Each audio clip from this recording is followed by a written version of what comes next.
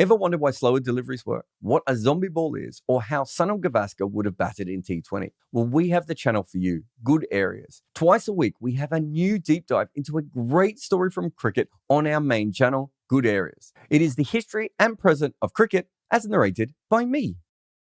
If you make any content, Memento is the tool for you. Take your long format pods and meetings and anything you have and let Memento cut and slice it up for social media. This AI inspired weapon will turn your one piece of work into so many clips. Try memento.fm today. Hello and welcome, ladies and gentlemen, to episode 69 of the Uncovered podcast. I'm Behram Kazi, who you can find at DefMango on Twitter. And with me is Jared Kimber, who you can find absolutely everywhere. And yeah, Jared, I don't think I've been doing Uncovered with you for a while. And I don't think I've ever been as pumped or excited for one prior to this one because just so much has happened. What a week of Test cricket we've had. What a final day we've had in both those Test matches. The West Indies defeating Australia in a Test match after 21 years. And, that too in a venue like the Gabba, which is supposed to be an Australian fortress. Only India have defeated them in however many decades over there. And they won a Test match in Australia after 27 years with 4 debutants. And the squad had 7 uncapped players. And at the same time, in Hyderabad, England and India, they were playing their first of 5 Test matches. And India had a lead of 190 at the halfway point after 2 innings. And from there, England went on to win it by 28 runs. So it's been a great advert for the sport. And nothing gets my juices flowing the way Test cricket or dramatic Test cricket does. Certainly want your juices flowing. I don't want you being dry. So that's a good start. Look, it was sensational. I was commentating on TalkSport and still had the Australia West Indies game on the iPad in front of us with the main screen behind us. It was me and Darren Goff in a studio in London watching all this, and you just couldn't take your eyes off either of them, right? From a long way out, they were just really, really exciting. And look, I think we have to understand that if we don't celebrate moments like this in Test cricket, then it kind of might as well be dead. Do you know what I mean? Forget the financial part of it, which you and I have talked about before, and all that's on the organizational structure. But just from a pure moment, if you can't say, I can't believe these 2 Test matches happened at the same time, and they have all these different stories and narratives. And you can go on for days about the West Indies stuff. No one's really talked all that much about Jack Leach's leg. I don't know if you saw the footage of that leg it looked like he had W.G. Grace's leg attached to his hip, right? It was ridiculous how much that damn thing swelled. And I get, swollen, knee joints myself. I don't know what the hell was going on with him. That looked bizarre. And there were heaps of great stories like that. The further you drill down and into all these different players and what was happening. There's the Gabba side of Australia losing. There's also little things now, India keep losing first tests at home. They lose 4. They've lost 4 games in the last 10 years at home, but 3 of them have been first tests. Something like that. Is that a pattern?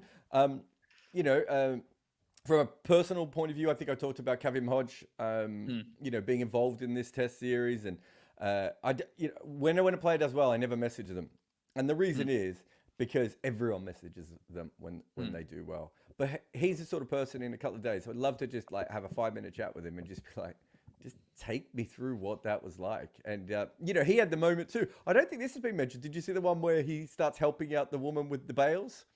That one I haven't, but I've seen the one in which he cops one in the family jewels. Well, did he cop one in the family jewels, or was he was the one who thrust his groin at the ball on purpose, right? Basically, twice. I saw that twice. I'm pretty sure his family jewels attacked the ball.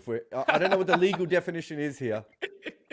No, so that's what I mean. There were just so many little stories and stuff. Even the Bumrah Pope thing. By the end of that day, no one was talking about it. But that was a bizarre moment where Bumrah's just I'm just going to stand up. If that's Rabada, get a 4-match ban for that, right?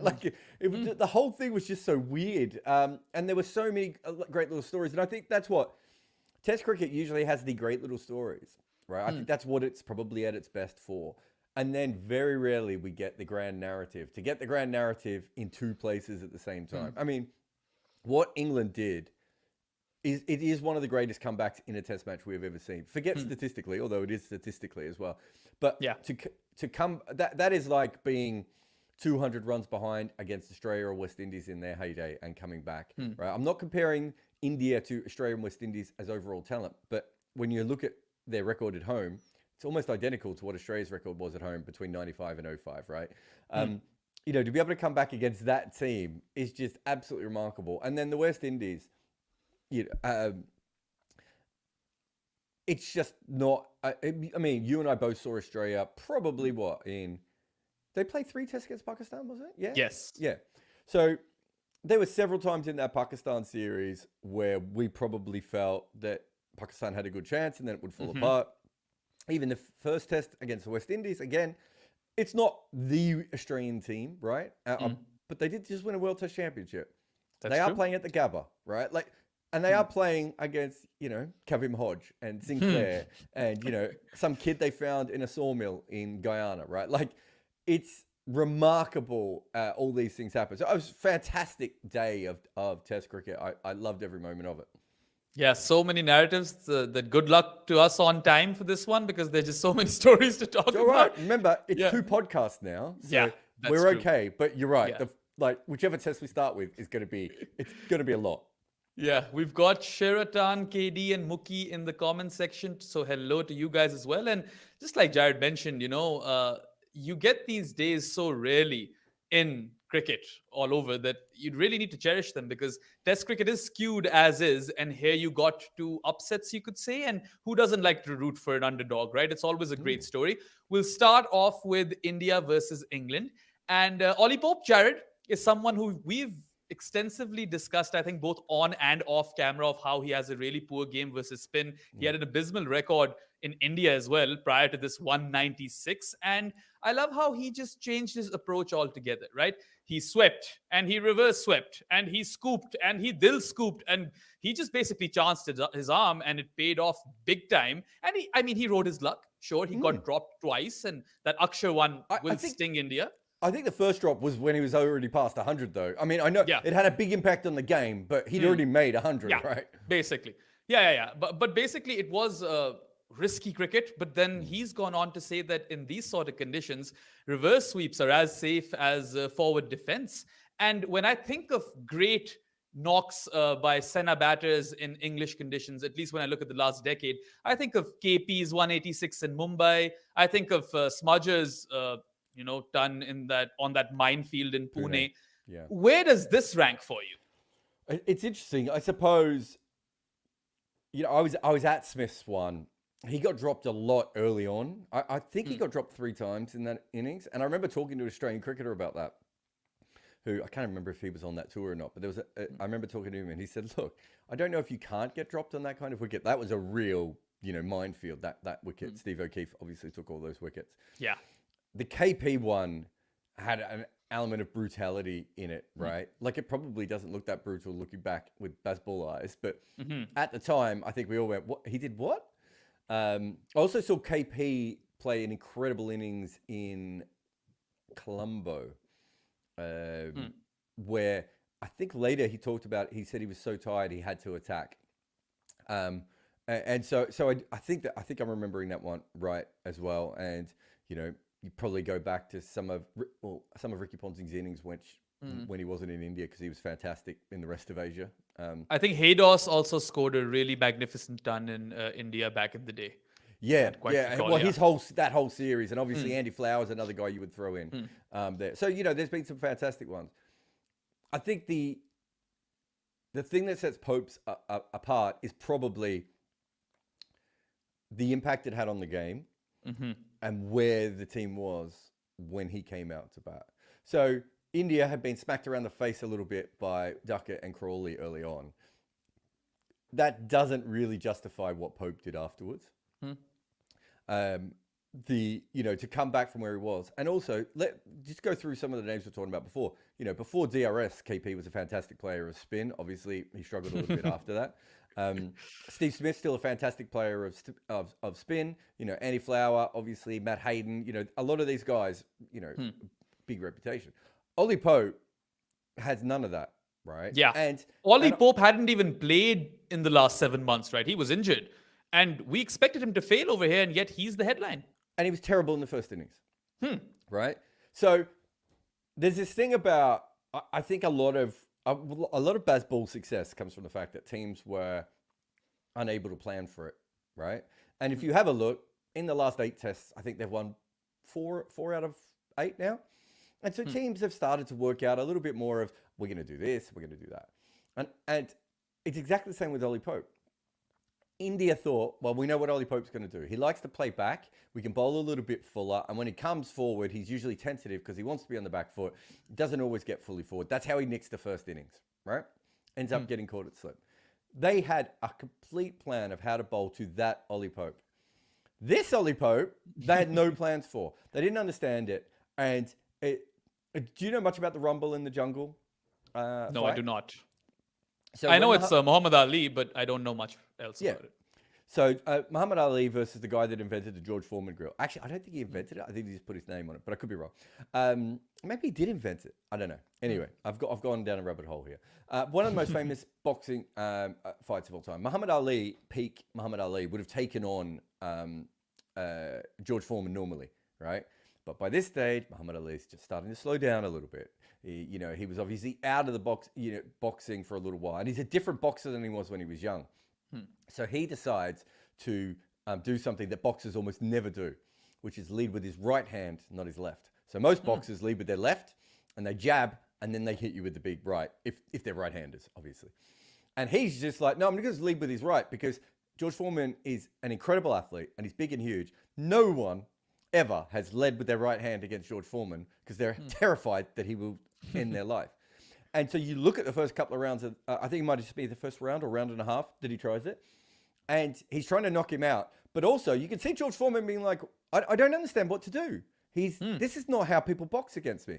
And then Muhammad Ali after that goes to this other thing of literally tackling Foreman as much as possible and staying as close as possible. Again, no one wanted to stay close to George Foreman. The whole idea was to stay as far away from him as possible. And that's what everyone thought Muhammad Ali was going to do. They thought he was going to dance around him. He does the exact opposite. Foreman had no plans for either of these two things, right? Because they are not normal tactics, right? And you look at, they knew that Duckett was going to reverse, right? They probably knew more or less what Crawley was going to try. First innings, they were like, okay, well, Pope's just doing the same thing, so we'll be absolutely fine. And then Pope comes out, and he just like throws it all out there. And let's be really clear about this. He played 23 reverse sweeps, played about 5 good ones, right? He played a lot of shit reverse sweeps, right?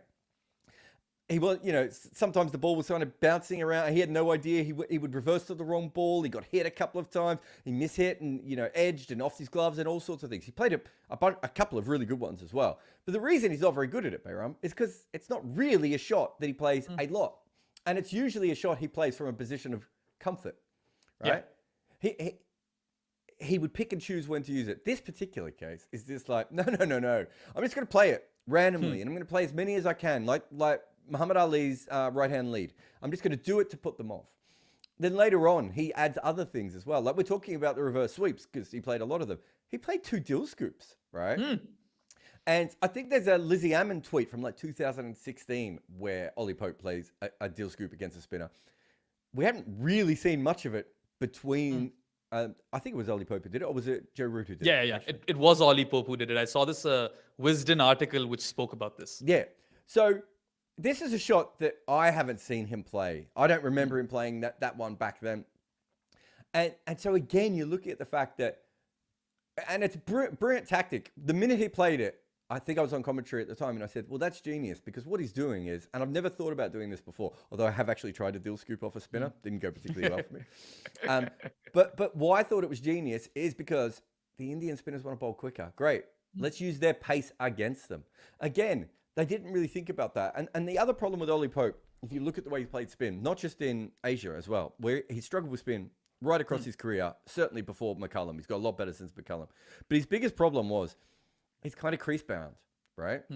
As in, he doesn't really go back the way that Joe Root does. And he doesn't really come forward also, I suppose, the way that Joe Root does, or you know, or someone else like that, or someone like Cameron Green or something.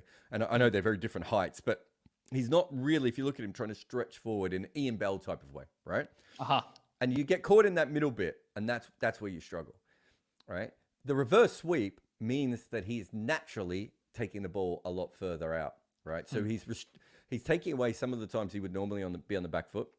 He's coming forward, and then what you get is that next step, right? Because for one thing I would say about Ollie Pope is, of modern cricketers, he's probably one of the best users of his feet in the world. I mean, we've seen him do it against the quicks, right? You can't skip down to the quicks unless you're very good at that particular movement, right? And so once he got the reverse sweeps going, he then just sprinkled in a little bit of using his feet.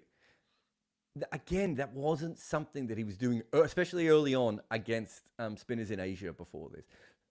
That's a whole new method. So India's sitting there going, wait a minute, like, how do we actually handle this? This isn't what we had planned for. We weren't ready for this. And I think also there was a little bit of something that went in his favor was because he wasn't playing the reverse sweep always particularly well. I think they were thinking, well, he's eventually going to hit one straight up in the air, or he's going to miss one, or, you know, or whatever. There was one, I don't know if you saw it. It is one of the most bizarre moments of cricket. I'll need to go back and find it, where he gets into a reverse position, and then he walks down the wicket to play the reverse.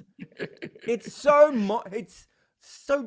just melted my brain watching that, right? And he played it terribly, because of course he did. It's hard enough to play a reverse sweep when you stand still, let alone move. But think about what he's trying to do there. So his first movement is to get into the reverse situation. I think what happened was he got into it slightly too early and realized that they were going to be able to see it. Then he thinks to himself, okay, so how do I upset the bowler? Well, if I take a couple of steps, that's going to really put off their length a little bit here, and I should still be able to reverse it. I don't think he did. I think he missed it or hit his pad or whatever.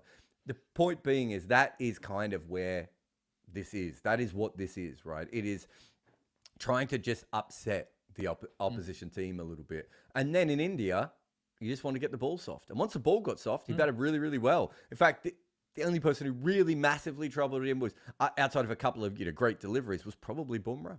Yeah. Right? Everyone else, I think he played. I remember at one stage he had a control percentage of 70, and I was like, "Oh, that's not good." He probably should have been out. And to be honest, he probably should have gone out early on, right, in a normal innings. But then I did look up the control percentage, and I think he was at about 85 or 90 against everyone, and at 55 against Bumrah. So it was a big part of just Bumrah bowling brilliantly to him. Yeah, and I mean, in true baseball spirit and fashion, Ollie Pope, went outside the box, and as they say, he was out of syllabus for India. And what a knock! It'll be remembered, for a long, long time, and as it should be, because it just was that great. I was on a space on Twitter, Jared, after day 2. Atif Nawaz. I didn't even know they still existed. Yeah, they do still exist. Atif Nawaz from the BBC was also on this space. And I went on to say that I feel like this is the end of Ollie Pope's career. And Atif said that Tom Hartley is just not cut out for Test cricket. And days 3 and 4, the complete opposite happens. Of course, let's move on to Hartley, the Lancastrian. He made his debut in this test.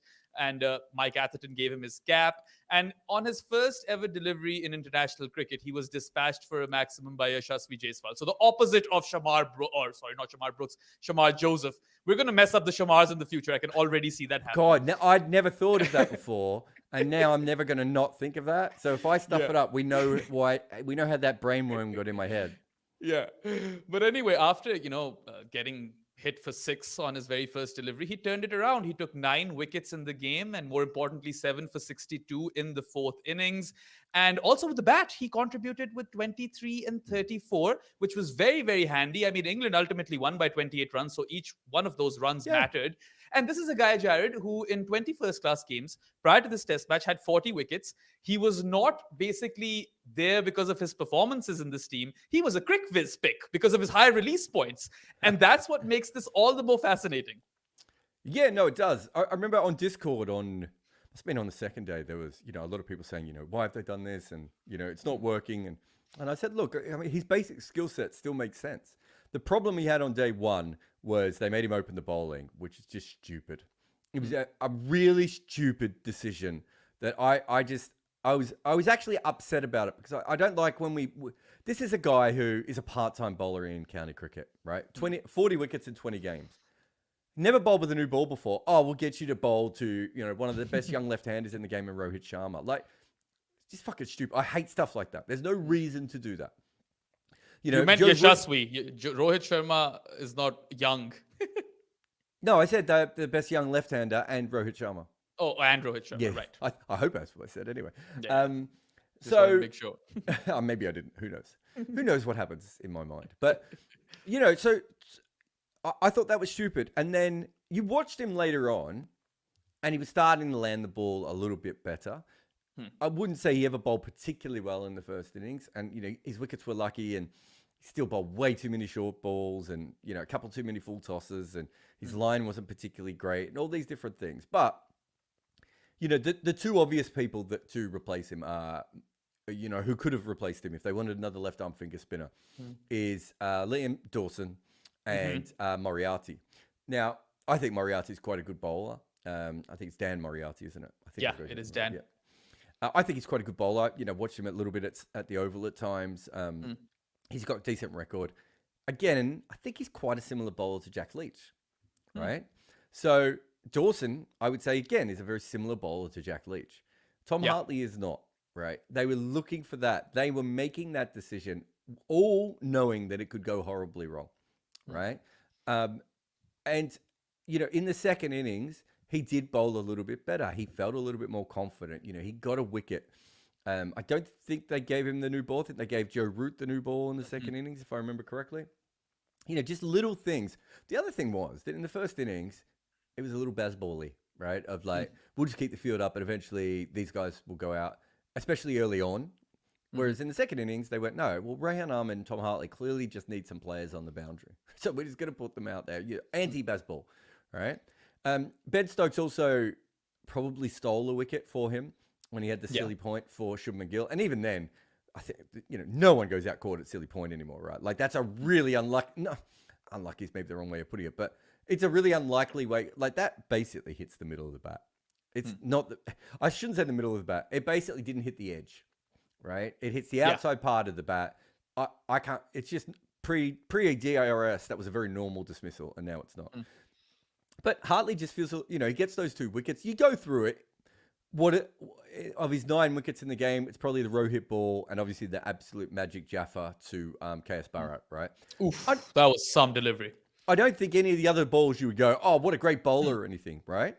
But he is fast and he is tall and he does put spin on it. And you could see their basic template there. I'm not sure that Dawson or Moriarty wouldn't have out-bowled him. I'm also not sure either of them would have got 9 wickets, right? And sometimes it is... the best player isn't always the best player, especially when you're doing something like that. His batting and his fielding, he got a run out as well. He's just, there's a lot of things I like about Tom Hartley. His batting's weird, by the way. I don't know what's going on with his backlift and the way it's some sort of weird Ricky Clark-like clone. But I like the way he tries to put pressure back on when he's batting. I think he's a really good athlete. Like, I think was his dad a professional or his mum was a professional athlete? I think someone in Tom Hartley's family anyway. So he comes from a line of athletes. Like, you just see the way he moves. It's just like, with all due respect to Rehan Ahmed, who tries really, really hard, you watch him going, that's not a naturally athletic person. Whereas with Tom Hartley, you're just like, oh, he could play, slide him in at shooting guard for the England basketball team. Like, he moves quite well. And so, there's all these little things that you like. He could still get pumped for the rest of this series, right? He's not the finished article. England didn't think he was the finished article. They made mistakes with him. They learnt a little bit like what happened with Ollie Pope. But what a magical story, right? Like, he was written off. Have you seen the footage of him drunkenly singing his own Barmy Army song? No. It's good. He's got some, I tell you what, talk about athleticism, some good dance moves. I just think that... I think there's an element of arse about this, right? And, I compared it to the Jason Krejci game when he takes the 12 wickets against India all those years back. But unlike with Jason Krejci, there's something a little bit more repeatable about what Hartley can do in these conditions. Whereas with Jason Krejci, we're like, he's done this, but he's also got smashed. I'm not sure Jason Krejci is ever going to be this level of bowler again. Whereas with Tom Hartley, you're like, okay, he's a good athlete. Maybe they'll keep him around. Occasionally, when they need a second spinner, he'll come in. Maybe an Asian specialist. I didn't see anything. I don't think he was accurate enough to bowl outside of Asia. Little things like that. But what a great story. And I think when we say it's a crick viz pick, and when we talk about the higher release points and everything else, it's worth remembering. If England just had a better second spinner option, they would have played, right? Like if Liam Dawson was an off spinner, they probably would have said to him, "How much are you getting paid in the SA20? We'll give you that plus 20% to play in this 5-test series," right? Like that's what would have happened. And if Leach gets injured, they might, and can't play, they might still make that offer to Liam Dawson. Yeah, you never know. It could happen. And what I love about this whole Tom Hartley and Shamar Joseph story is that we're in January 2024 and go back to December 2023, and not many people would know their names. And here they are, both with 7 firsts. Of course, we'll get to Joseph later. But yeah, I mean, we don't know where his career will lead him. Of course, it's just his first test. But right now, we can take his name in the same breath as Jim Laker, right? Because those are the most successful figures for an English spinner on debut, something like that. So that's phenomenal. Let's go to some of the what ifs, hypotheticals that a lot of people hate on this show, but we'll still go over them because that's what we do. Akshar Patel dropped Ollie Pope when he was on 110, but more importantly, the lead was only at 67 at that point. And sure, KL Rahul dropped him later as well, but that Akshar drop is what I think could have really changed the script for India. But what a lot of people have been complaining about, Jared, and not just fans, I've seen Dinesh Karthik, Harsha Bhogle really weigh in on this, is Rohit Sharma's captaincy being defensive. Now, of course, if England have clawed their way back into the game after having conceded a lead of 190, that conversation will be there that Sharma should have been more proactive and all of that. But do you think that is one of the main contributing factors? Across this game, it might be different in the last couple of overs, but up until certainly in the first 3 innings, the batting average in the oh god, I'm going to get this wrong, but I think the batting average in the first 50 overs was 32. I want to say that's right. And the batting average in 50 to 80 was over 50, 53, 54. People never factor that into Asian cricket, and it does my head in, right? Look at when Stokes starts to score. Have a look at what point in the game that is. Have a look at the Pope Folks partnership. We see these things again and again, and we just kind of ignore them. And it's like, I saw that pattern from a mile off, right? And patterns within games can be weird as well, because, England didn't bat particularly well in the first innings, and England lost a lot of wickets kind of early in the second innings. Not early, but, throughout their second innings as well. Yeah. And yet that pattern still held up, right? And it was clear to me that it was, I mean, look at Hartley, Rayan Ahmed, Folks, all of those. And then Ashwin and Barrett did the exact same thing, right? Once that ball got soft, it just changed the dynamics of that pitch enough to allow pretty much everyone to score runs. And people go, oh, Rohit's so defensive. I think there are issues with Rohit we'll get to in a minute. But how attacking did Ben Stokes look when Ashwin and Barrett were together at the end, right? Didn't look particularly attacking to me at that point, right? There were plenty of times when India was smashing the ball around the first innings when England didn't look particularly attacking and didn't look like they had a clear plan and everything else. So if England had lost, is that the narrative that was going to happen to England? It's a close game. Both teams are really in it. The one thing I would say is, and to be fair to England, I thought they weren't as good as that in this test, but have been very good at it in the Bazball era of manufacturing wickets. And I think that everyone around the world has got so used to taking wickets easily because of the wobble ball and, in India at home with their spinners and all these different things. The teams are not quite as good at manufacturing wickets on flat pitches or, in flat periods of games. And I think that if you go through some of Bazball's success is that teams are just waiting for them to go out, whereas England don't wait for the other person to go out. They try and trip them up, right? Like even from a position of strength, they're still trying to do something like that. When was the last time Rohit had to really manufacture multiple wickets? I'm not saying he hasn't had to get people out occasionally or anything like that, but literally manufacture something to happen. Certainly not at home in a very, very long time, right? And I do think that plays a part. If your bowlers let's call this the Ricky Ponting conundrum. If you're Ricky Ponting in your captaining and your main plan is, I will give the ball to McGrath. Oh, that didn't work. I will give the ball to Shane Warne. Oh, that didn't work. I will give the ball to Gillespie or Brett Lee.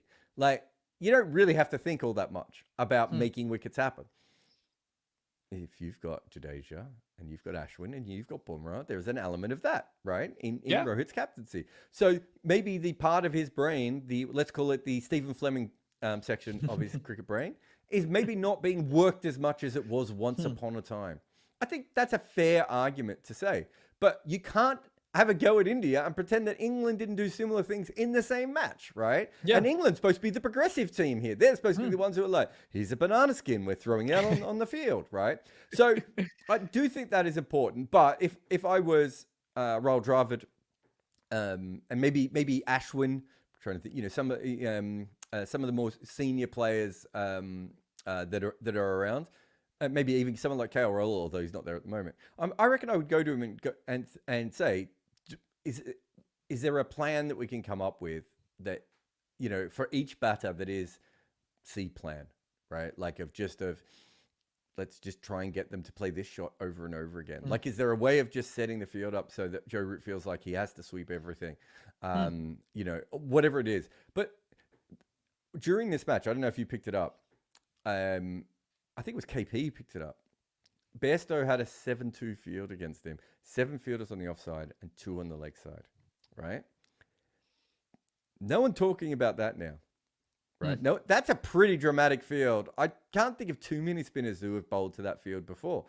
There's a lot of thinking and planning in that. And Bairstow didn't have a particularly good game. I would say against England's best 3 players of spin, India had a pretty good game. Sadly for them, one of the guys who wasn't very good against spin was the one who got away, but that's how it goes.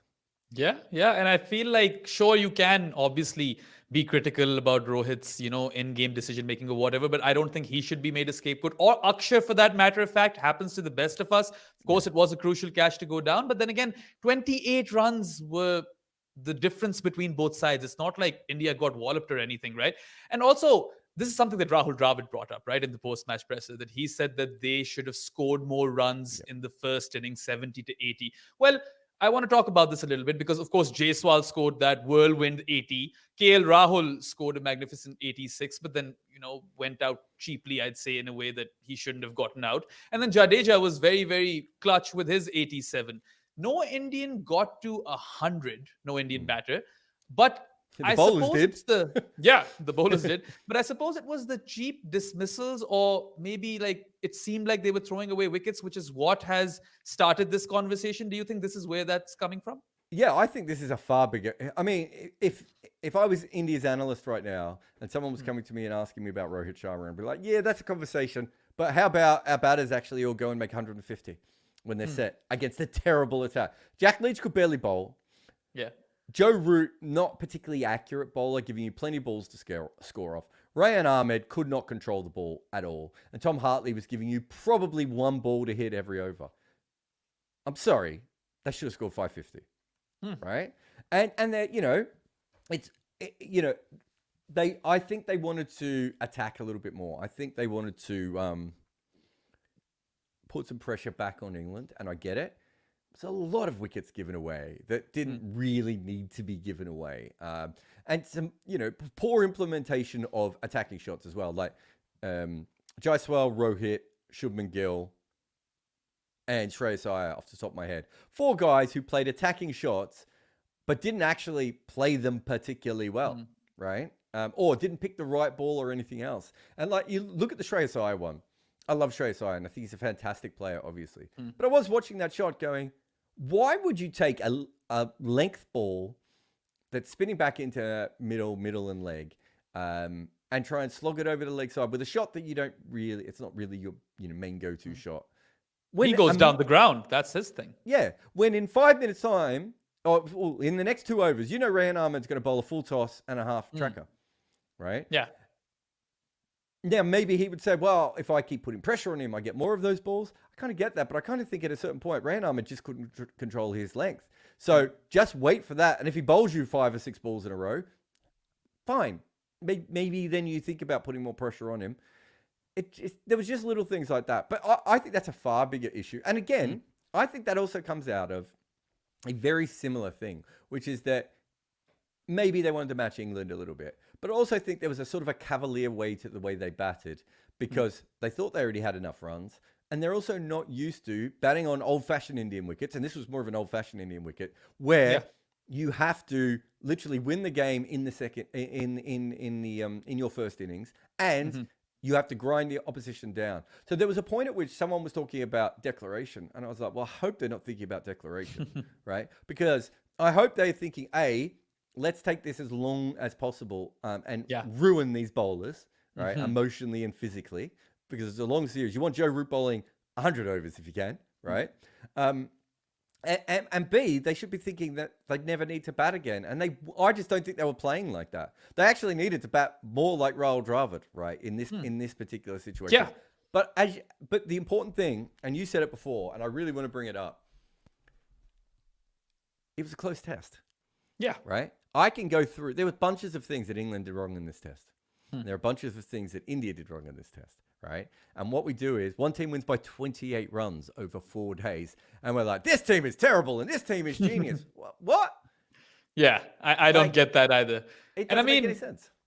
I think the criticism is a bit over the top. And yeah, I understand Rahul Dravid's point. Of course, you made a fantastic point that maybe a batter like him could have really taken it deep. The idea or the narrative after day 2 should have probably been, bat once, bat big, bat England out of the game. But the narrative was that forget Baz ball, it's Jess ball. That's what was happening, right? That was the story that we thought we were going to get, but that's not what happened. And I don't mind him playing like that. Yeah, right? Same. But the Shubman Gill shot, for instance, where it's just like, again, why are you playing that shot off that ball? Just wait for Tom Hartley to bowl you another shit ball. Like, there were plenty coming. Like, I went through the lengths on one of the one of the scoreboard shows. It's like quite obvious how many bad balls England were bowling. They could have scored almost 350 runs in a day without playing a stupid shot, right? Like, that's probably what I would have tried to do. Yeah, and that is somewhere where tactically India definitely messed up. All right, so with respect to India's bowling, of course, 14 out of the 20 English wickets that fell were taken by spinners, the spin bowling trio of Jadeja, Ashwin and Akshar. But we expected that. Who I have, a little sorrow for, and I really feel for him right now, is Jasprit Bumrah, because this was not a surface that was supposed to be conducive to his bowling. It wasn't one where, pacers were supposed to succeed. And he ended up with 6 in the game and 4 wickets in the third innings of the match in particular. And some of those wickets, I mean, that seed that he bowled to Ben Stokes, making him look like an absolute amateur. There was an off spinner, I think, that got rid of Rehan Ahmed. Even the one that, knocked over... Ben Duckett's off pole. Some really high quality pace bowling and so much variety and skill on show that I really felt that it's unlucky that Jasprit Bumrah had to end up in the losing side. Oh, it was fantastic bowling. No doubt. I was saying there was a lot of people in the comments and on Discord and stuff talking about, England have picked Wood, they should have picked Anderson. But I think if they picked Anderson, I think other people would have said, they should have picked Wood, right? The enforcer. Yeah, and India have a player who can do both, right? Pretty He's much. not quite as accurate as Anderson. He's probably as skillful as Anderson, but maybe in slightly different ways. He's not quite as accurate as Mark Wood, but not quite as fast as Mark Wood, but there and thereabouts. It's an incredible package to have all in one go, and yeah, you probably in both innings. There were times when he broke through, which actually, really helped India. Like these didn't go for runs either, did he? Yeah, he was really economical. Like they were impactful wickets in both innings, right? Yeah. Like I think if you go back and you have a look at it, they were certainly 4 of them off the top of my head I can think of were quite impactful wickets. It's how often is he going to get impactful wickets on over the last couple of years on some of the pitches they've gone on? So you're right, like it's kind of a wasted effort from him. But a reminder again of just how talented he is. The Rehan Ahmed ball. well done to Ryan Ahmed for hitting that, because I just don't think many people batting 8, 9, 10 in world cricket are getting an edge on that. Absolutely. And just to talk about the Stokes one as well, I mean, here is Ben Stokes in his, preferred narrative, right? England, reeling, the chips are down. Stokes is coming in, he's playing a blinder. He's leading from the front. He's gone up to 70, which, in hindsight was a really clutch innings if you look at it that way. But the way Bumrah kind of outfoxed Stokes, I felt like Stokes initially wanted to go up and over the covers or something like that. Then midway through that shot, he decided, I can only defend this, and he couldn't. And you can't make that sort of error versus a bowler of Bumrah's quality, because then you'll end up looking the same way Stokes he ended up looking, because that was special. That was like that Shami dismissal in the World Cup, remember? Yeah. I mean, it was, and to be fair, Ben Stokes was batting terribly against Shami, right? And that was a new ball, so very different situation. And yet, we see the same again. Ben Stokes is in full form, trying to do everything, and he looked silly in the end, right? Like he looked like he was in the wrong. It looked like he kind of been photoshopped to be standing there playing that shot. No, I mean, Bumrah is. I think Bumrah is pound for pound. Well, across all formats, certainly a better bowler than Cummins. I think pound for pound, he is probably more skillful than Cummins. Maybe doesn't have the elite accuracy consistently that Cummins has. And then you've got Rabada and his ability to break through, right? So, just 3 out-and-out great bowlers. But Bumrah is the most interesting, right? I think out of the 3 of them, and I like watching all 3 of them, if we're being honest, but you want to watch almost every delivery of Bumrah because he's now thinking something else. And it's a bit like, I remember 2013 Champions Trophy, I want to say. Was it 2017? It was one of the Champions Trophies in England anyway. I remember watching a spell of Jimmy Anderson and turning to another fast bowler and going, he's bowling this like he's a spinner. And I can't remember who it was who was beside. It might have been someone like Glenn McGrath, or was it Macro? Like it was like a proper bowler. I said, and I can't remember who the batter was, but I said, you could see him moving this player around ball by ball where he's trying to get him. And this is a one-day game too. Yeah. And the whoever the bowling legend was sort of looked at me and goes, yeah, this is not normal. This is not what bowlers do, right? And you watch Bumrah in some of the spells we saw in this game, and it was kind of similar sort of stuff. And you're just like, wow. Yeah, absolutely. I mean, forget watching the highlights of Bumrah's wickets. I would just watch close-ups of his release all day. That's just how skillful he is. Like, it's beautiful to watch. And yeah, I mean, that's one player that I definitely feel for. Other than that, we obviously discussed Stokes' innings. Joe Root bowled 48 overs in this game, and England had gone in with 3 spinners and a pacer, which did not include Joe Root. I found that funny. He was also their most successful bowler in the first innings, took 4 wickets, ended up with 5 in the game. And, moving forward, right, maybe England will think now that they can bring in Jimmy Anderson, go with 2 pacers, and have Root as the 3rd spinner. Do you think that is a viable option, or do you think they should go on to do the same as they did in this test, because they were receiving a lot of flack for it, remember? I mean, the problem is, I thought he bowled really well early on in the first innings. I think that's right. That's when he got Jaiswal. Did he get someone else out as well at that stage? I mean, no, but he almost got KL Roll and Shubman Gill out. Yeah. Could have had all 3 of them, I think, at various times, the way they were playing against him. But there are a lot of times when he just bowled shit. And I think the thing is, people love Root, and obviously, to have a top order player with his ability to bowl the way he does is a huge thing. But it's like, sometimes the comments that people make about him doesn't match up with what you're watching. He's just bowled a full toss down the leg side. Like, Jack Leach didn't bowl those deliveries, right? That's a frontline spinner. So I worry about him having to be a frontline spinner for the whole series. But I think he's a better bowler in Indian conditions than other Asian conditions. I think it suits his kind of bowling a lot more. And his best ball has always been pretty good. He bowls it quick. He gets good revs on the ball. But you kind of still want him to be a 5th best bowler, I think. And he was their best bowler at times in this one. And they're not going to win. They've won this test match. They're not going to win a lot of test matches if Joe Root's their best bowler, is my guess. Yeah. And I mean, it's interesting, because we're going to Vizag. We expect a rank turner at Vizag, and Leach is, well, we don't know if he'll be fit for that or not. There's a decision to be made over here for England, and I wouldn't be surprised if they'll still go with one pacer and all of the rest of the spinners because, it's worked for them once, and Bazball, what? We speak about how Bazball is, of course, fallible, right? It's not like it's absolutely invincible or something. They have lost, 4 test matches, but then again, they've only lost 4 test matches. They already come out, giving interviews after days that have gone poorly for them, where they're like, we played great. There's no issue over here. So imagine, like, why would they want to change anything? I personally feel that maybe Jimmy will sit Vizag out as well, or maybe Wood will sit that one out and someone else will come in. But more importantly, over in India, Kohli's still unavailable for the second test. Now we know that KL Rahul and Jadeja are also going to be unavailable. That's not ideal. Far from it, actually.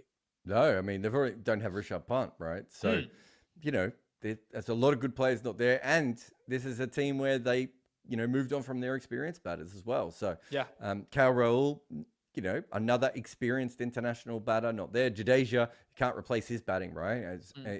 No country's better set up to have a backup for Jadeja than India is. And all three of the spinners, they bat. So they bat till 9, which is not a luxury that they're going to enjoy. Shubman Gill is going to be under a lot of pressure. Yeah, well, certainly.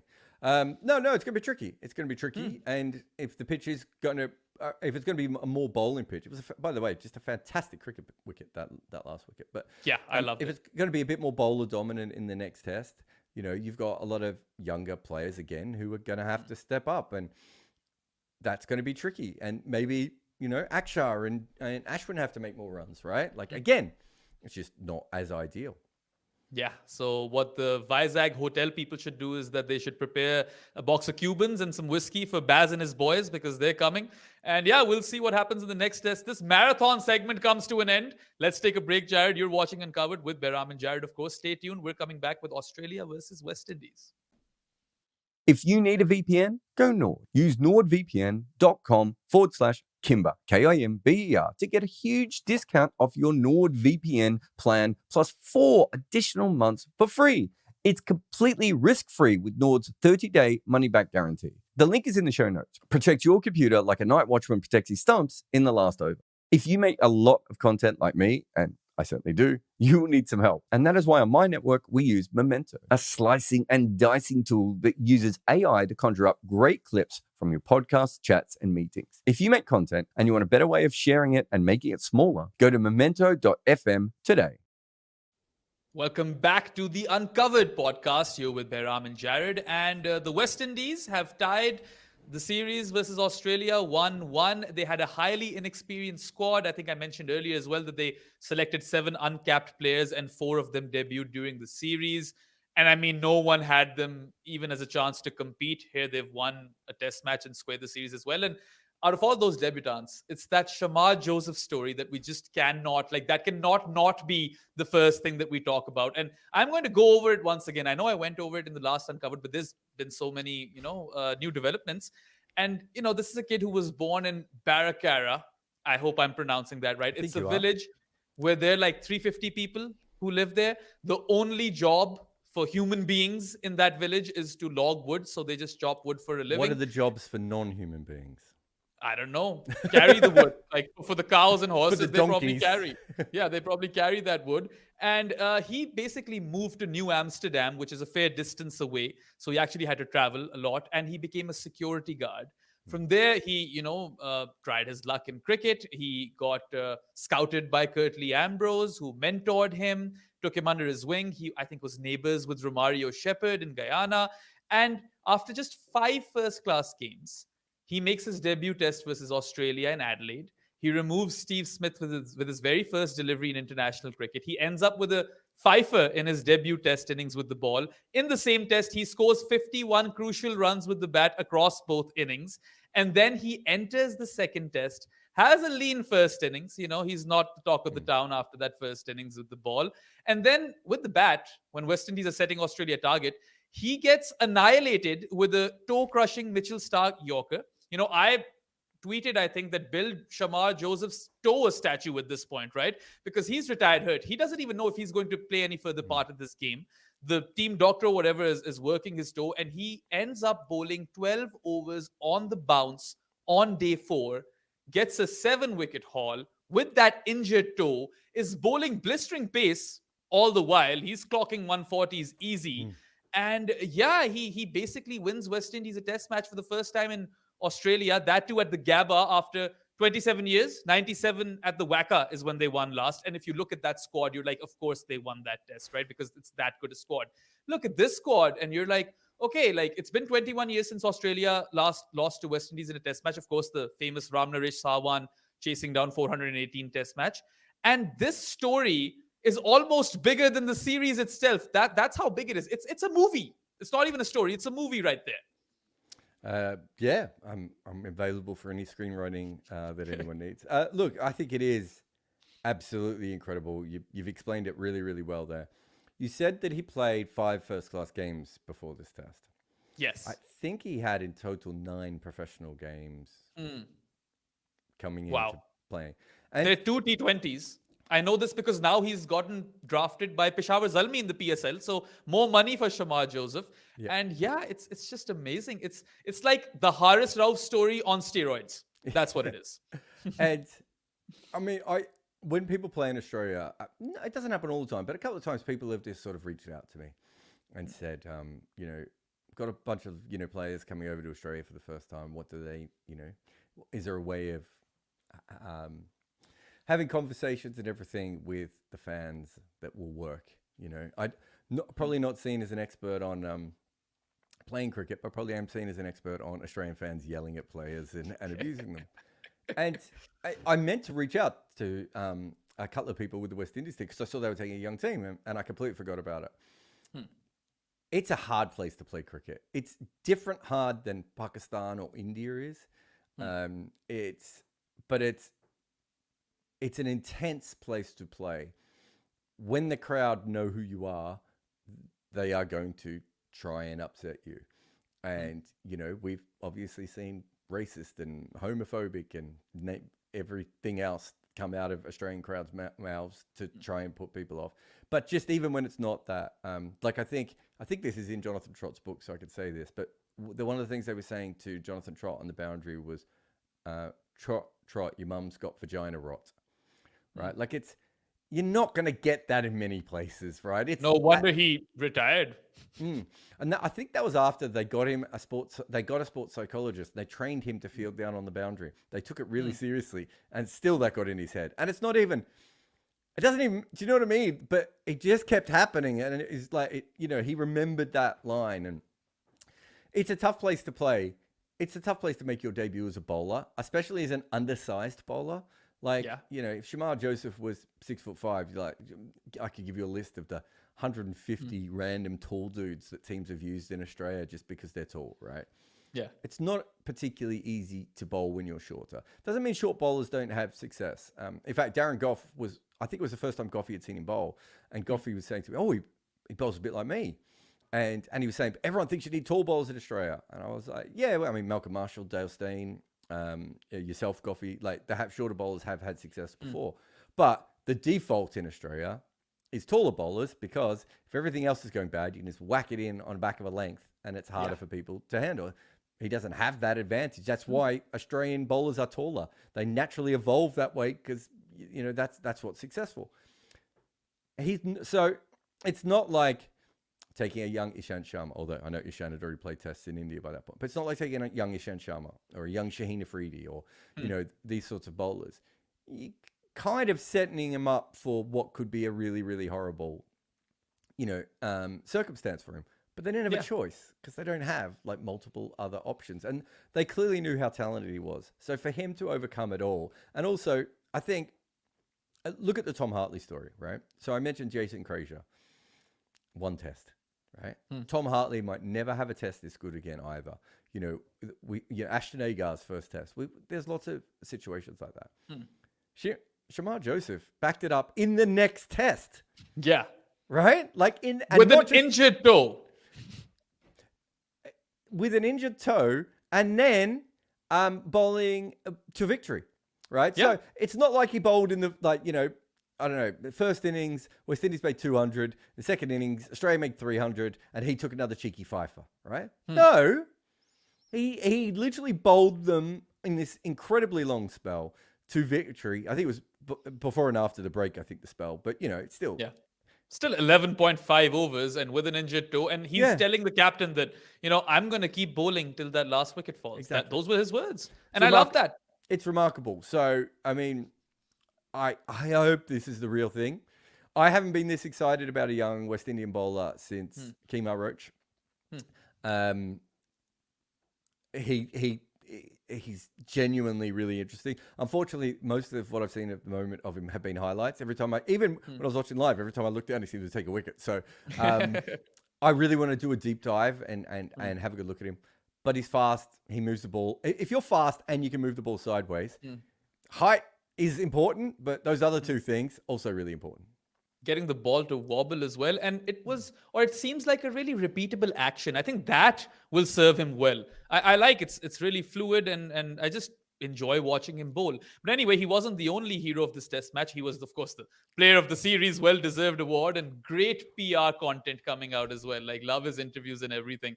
Seems to be a really lovely chap. But of course, your mate, Kavem Hodge, barring his nut stops, he batted really well. Scored 71 along with Joshua De Silva. He scored 79. And Hodge's knock was a bit, there were a few chances in there. Some balls were running through the slip cordon or whatever. De Silva's wasn't. It was a chanceless knock. It was spotless. And he's someone who I have, enjoyed watching bat in the past as well. I always felt like he's a better batter than those numbers suggest. And it was a really mature innings because the West Indies were reeling at 5 for 64. It seemed like, this is going to be another one of those test matches where Mitchell Starc is going to destroy the opposition in a day-night test with the pink ball. And both of those guys turned that narrative around. They put up a partnership of 149. And it was just like one of the best defiance acts that I've seen in recent times because the game was supposed to be done and dusted on day one, and the West Indies won it on day 4. I think with Josh De Silva, it's worth remembering, how old do you think he is? Probably 30 by now, no? So Joshua De Silva is, if I'm not mistaken, 25. Oh, wow. I was 5 years off. He looks older, to be fair, and he's been playing for ages. He's been playing for a while. So that's a perfect. I think a lot of people would assume he is. You went for 30. I would have thought a lot of people would have assumed 28, 29, 30, 31. Right? A fantastic keeper to add. Love his glove work. So the point being is if he was playing for New Zealand or Sri Lanka, they probably would have been able to pick other players till he was at least 21, 22, right? And then he would have come into the side. If he was playing for India or Australia or, South Africa or England, they could have waited till he was 24, 25, 26, Pakistan, right? These sorts of sides. Yeah. That would mean that he would be coming into the side when he had already sort of, killed in first-class cricket and was nearing his peak as a batter. He probably would just been playing, when would his first test have been? It must have been during COVID, was it? Might have been before that. I think he might have debuted COVID? I don't know when COVID was. COVID was 2020, yeah, so you're right. It was during that pandemic. The only reason I remember that is because I'm pretty sure he was on Santoki and Michelle's podcast. And that was, I think I just heard about him and then they had him on as a guest. And I was like, I must listen to that. And then like 5 minutes later, he was playing test cricket. I was like, wait, what's happening here? I'm not even sure if I think I went back and listened to it after he played his test, if I remember, unless I'm misremembering all that. But the point being is, I think he started probably just, a year and a half to 2 years before he should have. So I think his overall record is partly because of that. But he's got everything he needs to be a proper wicketkeeper batter. An average from here, it was maybe not from here, but from the next year and a half, he could easily have a 4 or 5 year period where he averages low 40s, right? High 30s, low 40s. He's got everything that he needs to be able to do that. But he just hasn't developed yet. And, you see innings like that, and I've certainly seen him play some fantastic innings before, and you think, and it's like, no, he's still coming along, but he's an incredible cricketer. And I really hope that he can stick around until he reaches his peak. I think the worst case scenario would be, he keeps averaging, under 30, because he really should be batting at number 5 with his talent in this side, which would just give them an incredible amount of flexibility, right? Like, you know, he could, if he could be a poor man's Andy Flower for the West Indies and just even average, you know, low 40s, as I said, for a period of 5 years, they just haven't found players like that. And I think he has everything he needs, other than he's not quite confident enough to always play his attacking shots. But he's a fantastic cricketer. It was great to see him make some runs as well. Yeah, I'll tell you what, in that partnership, what I liked most was that they played really, really well with a straight bat. And all of these West Indian batters, they might not have lasted long, but the drives were like sumptuous. Great driving of the ball. And I mean, both Hodge and De Silva, they kind of dug the West Indies out of those depths of despair. But the players that really solidified their position in that first innings were Kevin Sinclair, who got his maiden 50 in his debut test innings. I believe this was his debut test. And then he was amazing in the slips as well. Took that, maiden wicket and did the whole somersault flip thing, which obviously everyone loved. And people who watch the CPL must have known that he's definitely going to bring that out. I think Kevin Sinclair should celebrate all of his milestones like that. If he gets to a 50 with the bat, he should do the same flippy flip thing. And then Alzari Joseph, that whirlwind 30-odd. And this is a guy who we've all touted as someone who's really, talented. But he hasn't really come to the fore as a bowler. He's actually had a fair few knocks with the bat. He's done well. But with the ball, he hasn't quite lived up to his potential. And over here, he took 6 wickets in the game, including 4 in the first innings. He basically ended up having a better test than Mitchell Starc, which tells you something, right? And I think that partnership and then their subsequent contributions, they were just equally important, because this was a team effort. And that's what made this test match so great, because you saw all of these West Indian guys who haven't really played test cricket before come together. And with all of that, they had 2 or 3 experienced players in that team. And they came and they, downed the mighty Australians in their fortress. The only other team after India to have defeated them at the Gabba since God knows when. So, both of those guys, Sinclair and Alzari, I think that song needs to be sung more. I think Sinclair's a really interesting cricketer going forward. He's probably what they thought Kavem Hodge was going to be 4 or 5 years ago and never quite developed into, which is someone who can take regular wickets, but also either pinch hit at 7 or be a really, really strong number 8, or maybe even Rakim Cornwall. There's a couple of guys that they thought might be that kind of cricketer, and it hasn't quite worked for them for a variety of reasons. Kevin Hodge, I don't think he bowled in this test at all, or in either of the tests, did he? Hodge? Yeah. Yeah, I can't quite recall. I was flipping. I don't think he did in the games. first test. I can't remember if he did in the first innings of the second test. I mean, he will bowl at times, but the point being, he's no longer quite that cricketer. So Sinclair, look at him and go, well, that's quite interesting. He's, my memories of him in franchise cricket is again a bit like we were talking about with Hartley of just, he's got some skills in bat and bowling, but he's an athlete. Yeah. Right. There's something really interesting about him athletically and the way he moves around the field. So he's always going to be handy with the bat, the ball, or in the field, in that kind of way. Alzari Joseph, again, is young. Right, he's 27 now. We've all seen him he's been playing in international cricket for 5 or 6 years, I want to say at this point. It came into roughly. I think. Well, it was that under-19 World Cup that they won, right? The Rishabh Pant World Cup. I think Alzari was part of that squad. Well, 2016 was his first test. So right? it was really. So this is the Ishant Sharma thing, right? Of so someone said to me, Alzari Joseph's a fraud. Let me tell you something. You talk to someone who's faced Alzari Joseph on a good day, no one's calling him a fraud. Certainly not to his face, right? His best ball is absolutely, without question, international quality delivery. I think he has problems with repeatability, and he hasn't always worked out in what he doesn't always know what he can do if he's not in perfect rhythm. When he's in perfect rhythm, he's unplayable. But when he's not in perfect rhythm, it kind of looks flat a lot of the times. But he can move the ball around. He can get bounce. He can bowl with pace. As you said, he can hold a bat. There's lots of good things about him. But we are talking about a guy who's played for a fairly weak team for the last 7 years. He has underperformed at times. But I think his overall bowling average is 35, right? Go back and have a look at some of the West Indian bowlers they had beforehand. They would take 35. If he then hits his peak in the next couple of years and becomes a little bit more repeatable, understands what he can do on his bad days a little bit better, he's still a fantastic player. I think at least twice I've seen him at his absolute best live, like, at the ground. He can play, right? And has incredible talent. But, we've seen there's a holder, Chima holder, what's the other guy? Searles? Yeah, Jaden Seals. Yep.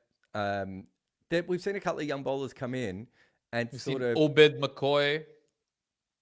Yeah, I mean, Obed probably hasn't played in Test cricket, although has probably the skills to do it. But we've seen a couple of young guys with talent come into the Test team at time and haven't been able to repeat it. There's something about Alzari that has managed to keep himself around, at least, without always starring.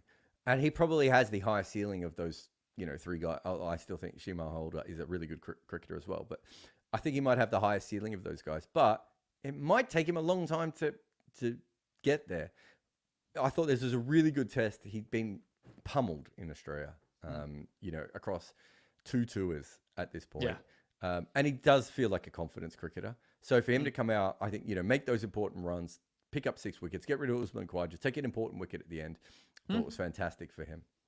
Yeah, and I mean, he is one of the major contributors to this win. And like you said, Father Time is on his side. So we may still see the best of Alzari Joseph going forward. And may we still continue to see a lot of test wickets by Kevin Sinclair, because we're not done with that celebration just as yet. All right, one major talking point that has come out of this test match is, of course, Cummins' declaration. Now, I understand that, under lights, you want the pink ball to do things and you want to get some early wickets. They got a wicket, and also Steve Smith dropped a catch. So they would have had 2 wickets had he not put that chance down. And it's funny, Smudge got some screamers and then dropped a few as well in this game. So mixed bag of results with, the slip fielding as far as that is concerned. But Pat Cummins was on a career best 64. My argument is that, okay, you have decided to have a bowl today. Just give it a slog. You might as well get, 6, 12 more runs. What if he didn't? I mean, I don't think he's going to lose any sleep over this decision. I don't think so, because it did make sense tactically. Let's say he tries to slog and can't really get the ball away, but West Indies can't get him out, and then he only gets 2 overs at the end of the day. He doesn't get to put any pressure back.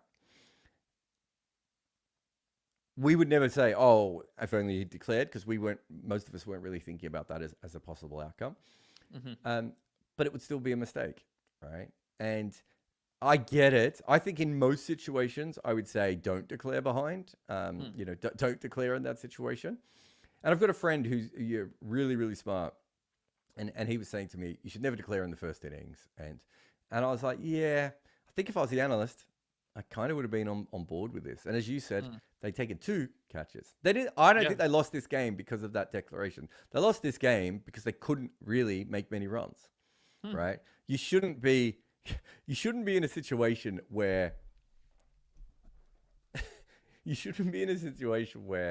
declared at 9 wickets down and that has cost you a test match. Now, that has happened in part because this is such a close game, right? Yeah. But there shouldn't have been a close game. Look, all due respect to the West Indians and how they played, this Australian team should never have been in a position where they could have lost this game, right? They're a much better side, much more experienced. They should have swept them away. So I'm not going to blame Pat Cummins for that, especially as I think I would have done maybe something quite similar as well. If I was going to blame anyone, I'd blame all the top order for putting me in a situation where that was even an option. Yeah. And I mean, in hindsight, we can talk about all of these things because the margin of defeat is just 8 runs. You're like, oh, Cummins is a good 6 hitter. You're batting at 64. You've never batted at 64 in your career, so might as well have a slog. But at that time, I was quite content with that, declaration, because I was like, okay, he's probably thinking lightning won't strike twice over here. We'll get them quickly and we'll win this test. But, kudos to the West Indies. They also hung on to their catches. They caught really, really well. That was the main difference between them and Pakistan. If Pakistan had got their chances, maybe they would have sneaked away with a test win, but the West Indies did, and they created history, and, so much happened. I think the declaration is far less. If I was in Australia covering this summer, declaration, don't give a shit. I'd be saying, how come this team, who just won a World Test Championship, just drew the Ashes, is suddenly in a position against 2 flawed sides at home of repeatedly giving up good situations or just sneaking by against against flawed teams. That's what I would be questioning. I wouldn't be questioning a single declaration. I think Australia's lucky they only lost one test out of the 5. Fair enough. Yeah, that's actually quite fair. And I mean, Travis had bagged a king pair in this test match, so maybe that's the reason they lost Also, it. you should never do that. Yeah. What? You should never get a king pair. That if I was an analyst, that would be the first thing I'd write on the board, mate. Yeah, and he's someone who's bailed Australia out on so many occasions. So if he's getting a king pair, then that's a problem. There were, of course, other performances. Mitch Starc bowled well in the first innings, got that 4 for. He's actually very close to Chaminda Vasa's tally in Test cricket with respect to left-arm quicks. So if he goes on to play another 2-3 seasons, I see him surpassing Wasim Akram as well, which would be really something. And then Test Cricketer of the Year, Usman Khwaja, he made a solid 75 in the first innings. Alex Carey did really, really well in that first innings. Even though the ball had hit his bail, it did a little spinneroonie in its thing. And yeah, he survived that. But what followed was great because he was, free-flowing bat and all of that. And a very, very brisk 65, I believe, of 49 balls. But I still believe that all of these performances aside, the biggest takeaway for Australia in this test match, or biggest positive, is the fact that Steve Smith carried his bat. And already, people were out with their pitchforks that, you shouldn't have, promoted yourself up as opener. And I think Mark Waugh also wrote something. There were a lot of articles and tweets talking about it. Even in that space I was telling you about earlier, people were like, we don't understand why he's doing this. And I was like, hey, I did a podcast on it. Go check it out. There's some, rationale why this might work. And that was a really great 91. I mean, it won't be spoken of as much because they didn't win the test match. But do you remember that point where he did that weird scoop thing himself, that ramp scoop? And it takes some minerals to attempt that at that stage of the game. And yeah, I mean, he looked defiant yet fluid. He's always been a weird customer. You look at Steve Smith bat and you're like, what the hell is he doing? But he makes it work. And he made it work in that second innings. And yeah, I mean, unlucky, I suppose, that he was left stranded on 91. But that's a big, big positive for Australia going forward. Yeah, I mean, I wasn't worried about it. I think if you probably went to the YouTube video that we made, either the one that you and I made or the original one on the main site, I'm sure the comments were already coming in, right? And I got an email from someone about it as well, and all these different things. And I was like, guys, he's played 2 innings. He's played 3 innings. Let's see. I think it's really interesting he made runs in the 4th innings because, as we know, doesn't make runs in the 4th innings. Certainly boosted his 4th innings average quite a bit with a not out. Do you know what he currently averages as an opener? Something like 60, because he probably ended with 100 plus runs. And actually, no, he got out twice. He got out twice. So yeah, 50 plus, right, for sure. Because he got 91. You're right the first time. Okay. It's just hilarious that he still ended up there no matter what. Look, I watched him. I watched the little clips. I've watched back some of the ball by ball of his opening so far. There's nothing that I've seen that suggests he shouldn't be opening the batting. I don't think he should be doing it. I think that part. I don't understand why he's doing it, but I don't see there's any reason why he's going to fail or not make any runs at all as an opener. And if you go against convention and you fail the first couple of times, people tell you that you're wrong and you've made a huge mistake. But people were telling him that for, years, and he proved them wrong once. He'll probably work it out again. I think that innings is interesting.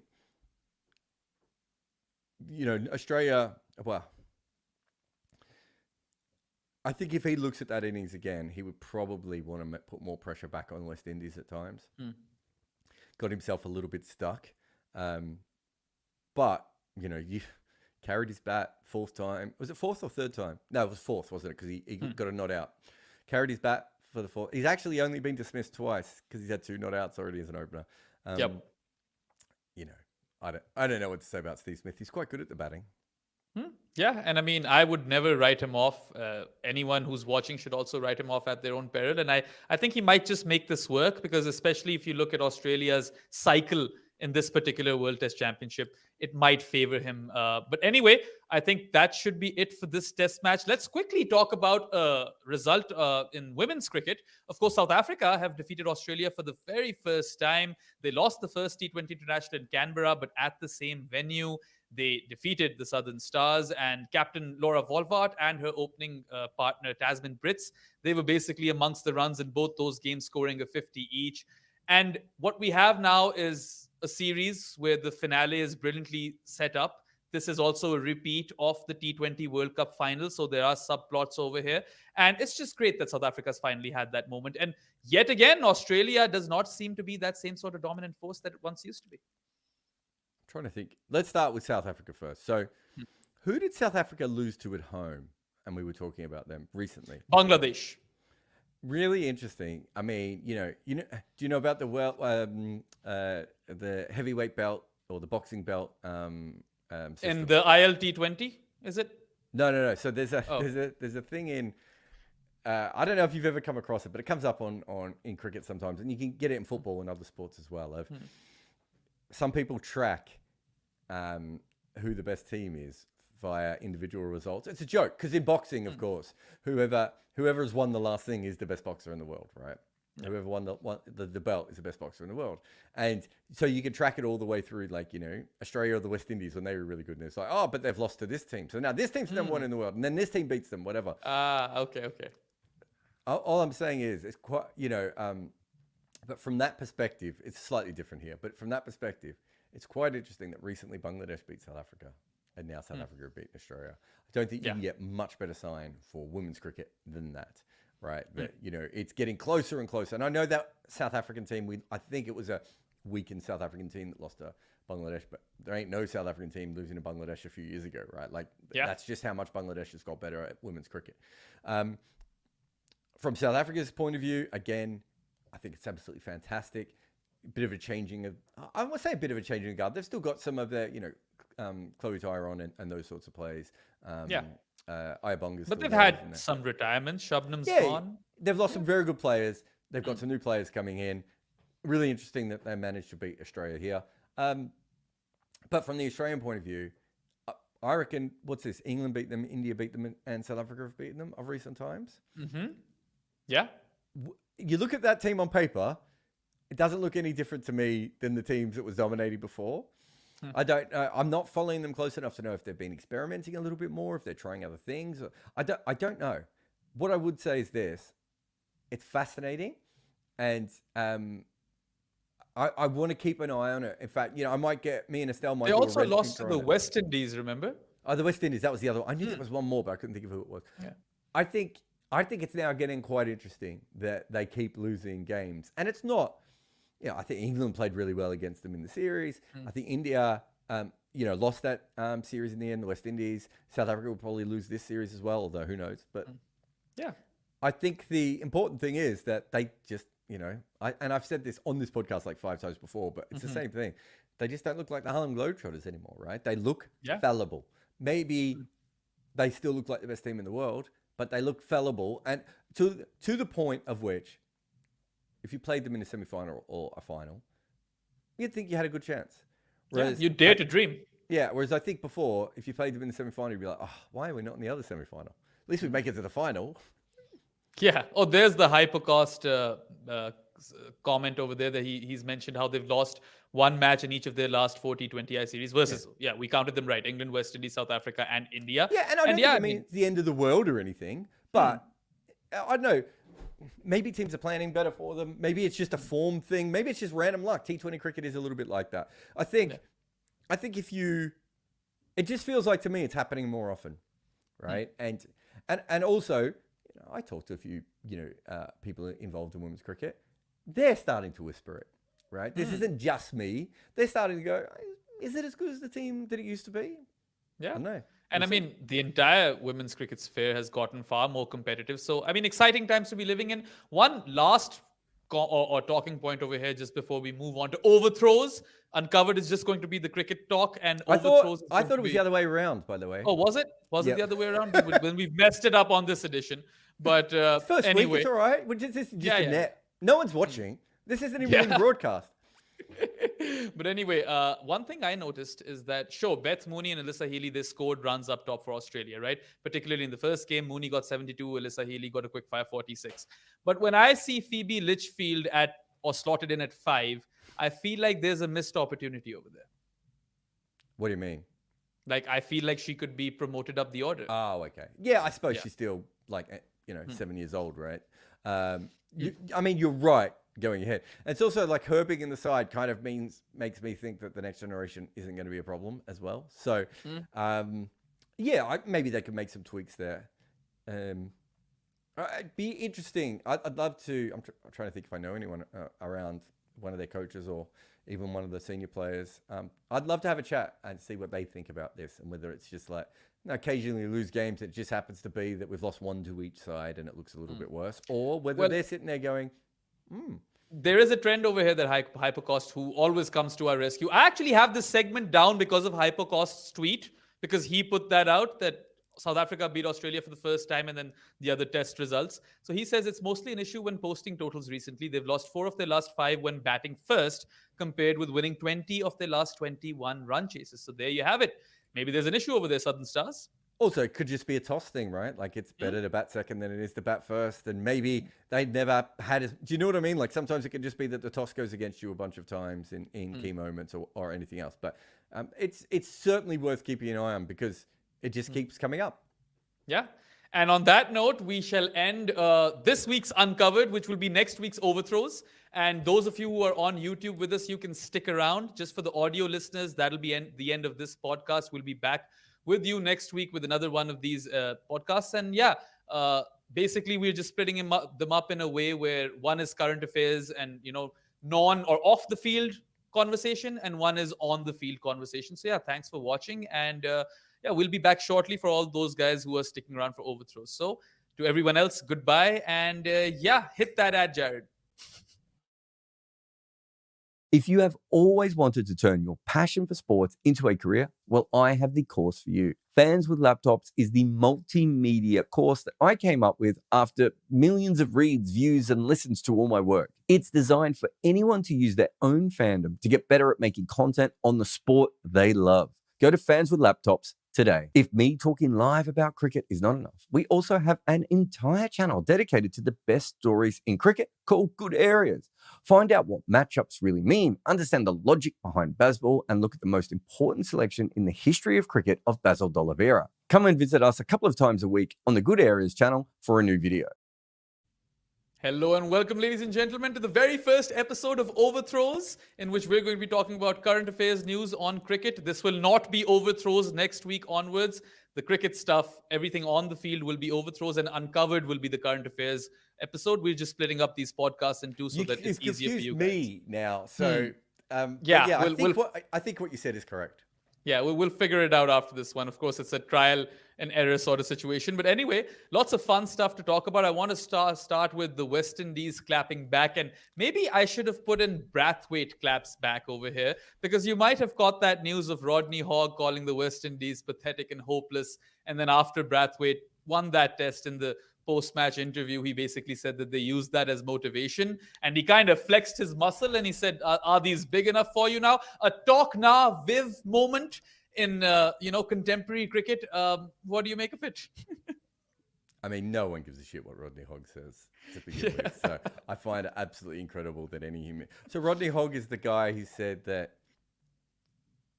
I'm trying to remember what it was, but he tweeted something incredibly racist aimed at Muslim people at one stage. He's just full of shit, and he says things and doesn't get a lot of attention. And I'm shocked that they noticed it. This is what I would say.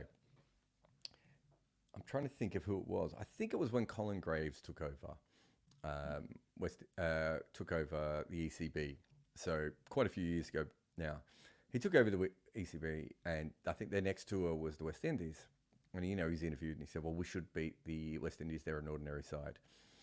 And West Indies drew that series, I think, or maybe they even won that series, but they certainly didn't lose it. And whoever the captain was, and it's a while back, so I can't remember, it might have been Darren Sammy, said, oh, we use that as motivation to win. And I was like, but you didn't win the first test, right? So when it was first said, and a couple of days later when you played, no motivation. And then a week later, motivation. It's the same with Rodney Hogg. What happened in the first test? You had to keep repeating his comments. The point being is, And West Indian cricketers do this a lot. You can go back to that whole, I think it was Darren Sammy again, bringing up the Mark Nicholas comments about them being brainless. All these different things that they will use. What about all the times they fucking lose, Bayram, and people say that they're shit? Right? Do you know what I mean? It's nonsense. And I remember saying this, and Alan Butcher, former Zimbabwe coach and Surrey legend, was like, if you think that they haven't used this as motivation, then you don't know as much about cricket as people think you do. And I was like, why didn't it work in the first test? That's all I'm asking, right? Why did it only work here? And what about all those other tours, right? All those many, many tours and World Cups when everyone said, this team's rubbish, they won't do very good, and they don't win, right? Yeah. I think it actually diminishes the West Indian talent at times when they say this, right? Like in 2016, they didn't need Mark Nicholas calling them brainless to win that World Cup. They were playing smarter cricket than everyone else, right? Yeah. You can always, I'm not saying you can't do it, but to make a big deal of it, it's just like, what? And, they always do well against England in the West Indies. England isn't particularly well suited to playing cricket in the West Indies. They just don't, the pitches don't suit them. And they always make mistakes when they go there, and the West Indies get fired up and play really, really good cricket. What about when they were in Australia last time and everyone said they were crap, the West Indies, right? Why didn't it work that time? So to me, it diminishes the good cricket that they play to pretend that you need to do that. And also it's just confirmation bias, right? Like of all the other time, so many teams in the world are written off or someone says something crap about. And I think it's no different than, I don't know if you listen to the podcast we did on sledging and trash talk we did with the American guy, Rafi. It's a really good if you haven't listened to it, I think you'd really like it, Bayron. There's a bit of science about trash talk and everything else.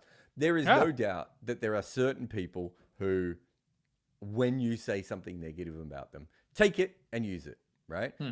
But you've watched The Last Dance, right? Yeah. So there's that story about Michael Jordan smashing that guy because he said something, and Jordan used it as motivation. And then it turns out the guy never said anything to him, right? Yeah. And there's a great story about Shaquille O'Neal sort of saying that every time he went up against David Robertson, he destroyed him because David Robertson didn't give him an autograph when he was a kid. Complete lie, made up story, right? Athletes don't need what's the name of Steph Curry's the movie on Steph Curry? There's a movie on Steph Curry? Yeah. Can you Google it? Are you close to Well, Steph used to get motivated or riled up when people used to say shit about his wife, right? I remember that. Oh, God. Yeah. Steph Curry movie. Sorry, because it's perfect. You'll understand exactly what I mean. It's called Underrated. Now, Steph Curry went number 7 in the draft. He was probably the most lauded college player of all time. And he's the son of a professional basketballer, a really good basketballer as well. Yeah. And his brother is a professional basketballer, right? He wasn't underrated, right? He was 6'3". People weren't sure how his body would transform into the NBA, but he was still the 7th best player in the world, 7th best player outside the NBA in the world that year, right? Yeah. Turns out he goes on to be absolutely great. Michael Jordan didn't go number 1 pick either. Lots of great players have not gone number 1. Kobe Bryant went number 14 or 15. Giannis also went lower, right? But they need to build this narrative. And when I heard Brathwaite say that, I'm just like, oh, you don't need to do that. Just, you can make up your own nonsense thing of that. And I remember, being involved with the CPL, with our team. And our team had Darren Sammy and Corin Pollard and David Warner, Mitch McGlenigan and Mohammed Sami and Mark Chapman and KS Ahmed, right? Like, Raheem Cornwall. Good players, right? And there was a point at which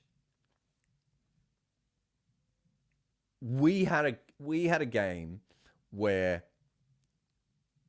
we came back after a really bad loss. And I wrote, instead of writing analysis, I literally just wrote Brad Hodges' speech, right? Which is like, my Any Given Sunday screenwriting moment, but in real life, right? And part of it was this whole narrative that everything had gone against us. But I kind of more meant it in the thing of, there wasn't a conspiracy against us. Just that our schedule was packed in a weird way because our owner wanted something, and a couple of key moments had gone against us, and all these sorts of little things that were going on. And I talked to some of the players, and they loved that, right? And we went out and won that game. And I saw some of the players afterwards, and they were like, "So do you really think like the CPL's got something against us?" I went, "No, CPL needs you to succeed, right? Because you're the shittest franchise. If you don't succeed, that's a big issue. They won't be able to sell it to anyone if you guys don't get a little bit better." But they really had started to buy into this whole narrative of like us against the world. And how many athletes have we seen like that before?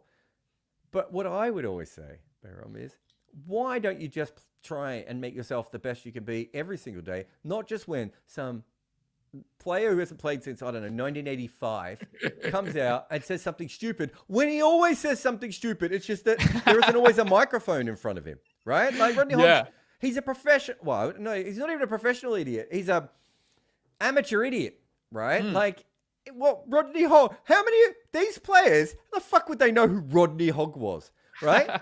Well, I'm sure the Wikipedia hits of Rodney Hogg went up after he said those comments because of all these people going, "Damn that guy! Who's that guy again? Do we need to look him up?"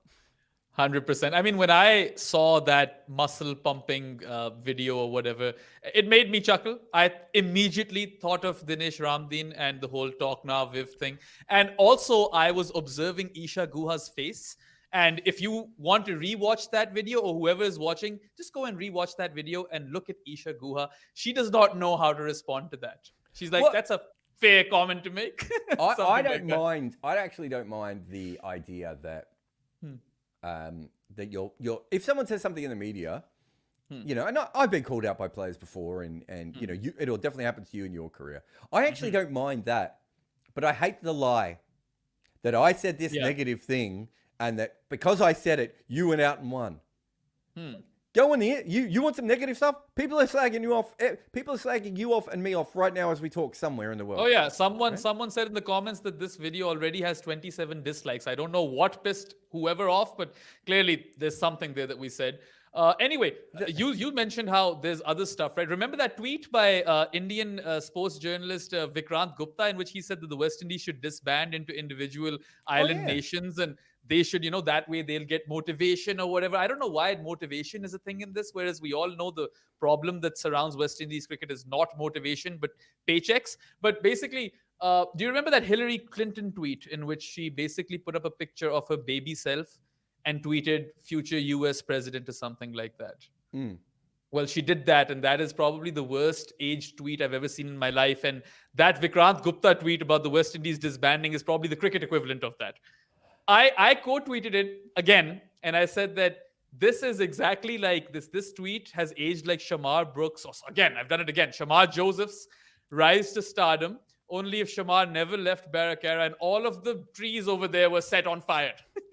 Basically. It's, and look, I have got no problem with people having opinions, right? Like, I think that's it's fine. Have your opinions on sport and everything else. People are going to get things wrong. What was that tweet we had a couple of weeks ago that you showed me, which was out of context cricket put up when it was the guy who said that Harry Brooks wasn't serious enough because he wasn't playing in the series for personal reasons, and then he said, I hope Virat Kohli gets better with all of his personal issues as soon as possible. Something like that. That sort of stuff. I think if you put it out there, like Rodney Hogg, former Australian player, a little bit disgraced, as I said, because of the sort of racial connotations of some of the stuff that he said publicly before. But people are still going to put a microphone in front of him. He's probably going to still turn up in places and do stuff. I've got no problem with if you say that being put on blast. Like, I've had that before. I can't. Yeah. I've had that's more than fine. But let's not pretend it is more than what it is, right? Like, if you want to clap, as you said, if you want to clap back, fine, clap back. But don't pretend that had anything to do with the victory. That's just nonsense.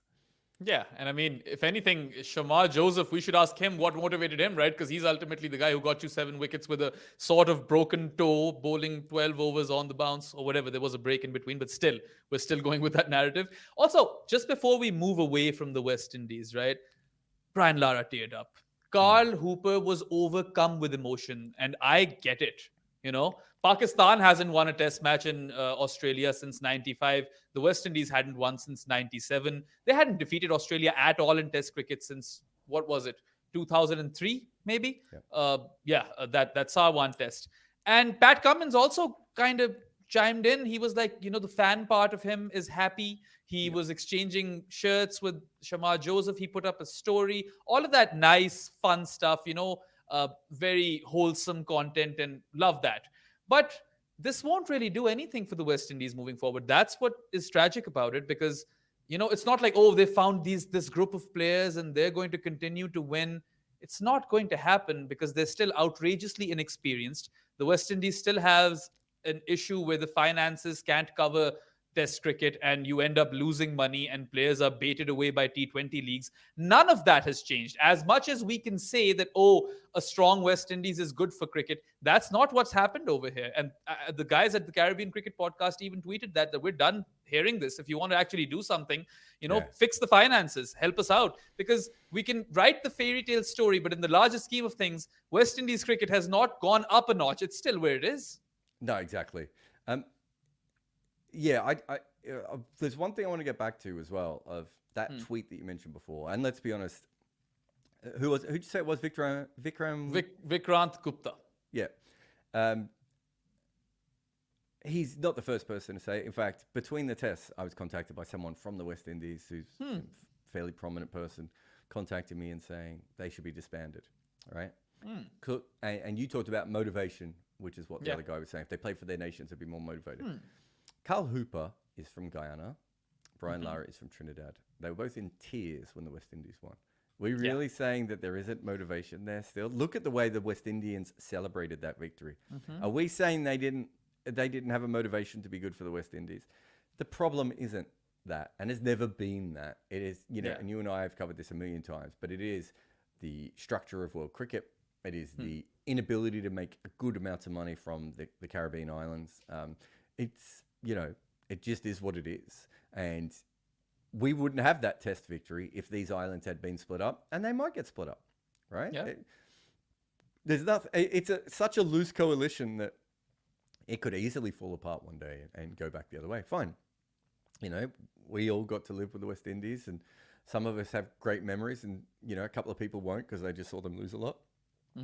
That's life, and things will move on and everything else. But you watch Carl Hooper and Brian Lara, and you just know it still and the players on the field, you just know that it still means something. None of that. To go back to Michelle and Santoki's overall point, I get frustrated with that too, because and this whole thing of, and I think Tony Cozier said this to us when we filmed him for the documentary, and I can't remember if it's in the movie or not, but I remember him saying, people always say that world cricket is only strong if West Indies are strong, but no one ever does anything about it. Yeah. And it's the same. That's one of the reasons we made the film, was very, very similar to that. Not so much about the West Indies, but just everyone's always saying that Test cricket is dying, but no one actually ever does anything about it. So this kind of this non-stop ending loop around cricket, and it's just, I don't know, very frustrating. Yeah. So for those of you who think that this is the start of something special, and I'm not saying there's no chance that happens, but there's not a big chance that happens. Things will go back to normal. West Indies won't win a lot of test matches, at least against the, more wealthier nations or boards. And I hope that at least there's some careers that come out of this, which is always the case whenever we see exciting talent from that part of the world.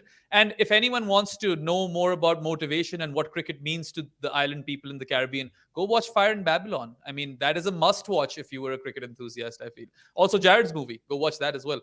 His documentary, Death of a Gentleman. But anyway, on that note, we'll take a break. We still have other talking points to talk about on Overthrows. You're with Behram and Jared. Stay tuned. Occasionally, I also talk about behind-the-scenes stuff. A huge thanks to everyone who has supported us on Patreon and helped us build this channel.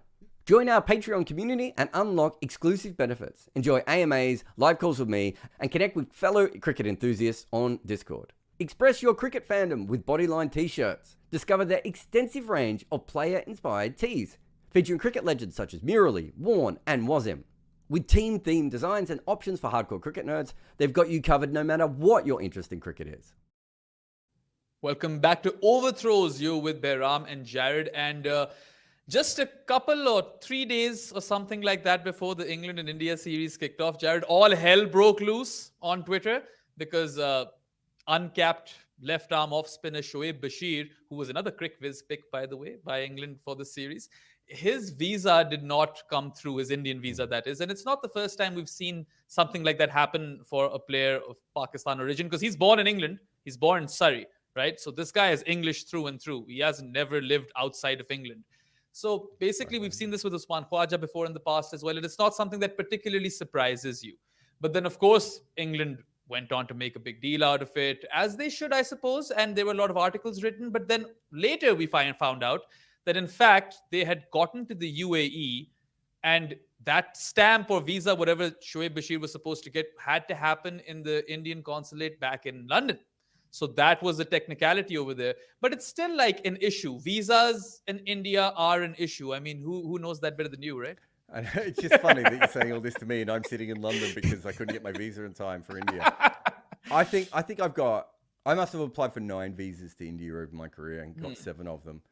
The company that they use, I forget the name of them, just dreadful to deal with. It's unprofessional. There's so many things that are just stupid. I found the few times I've had to deal with the Indian government directly, much easier. So I do lay a lot of the blame. And that's not the only, I've had situations like that with other countries as well, Australia and England. Like sometimes they outsource this thing to these other companies, and the companies just aren't any better than a government would be, right? And they cause more issues in some cases.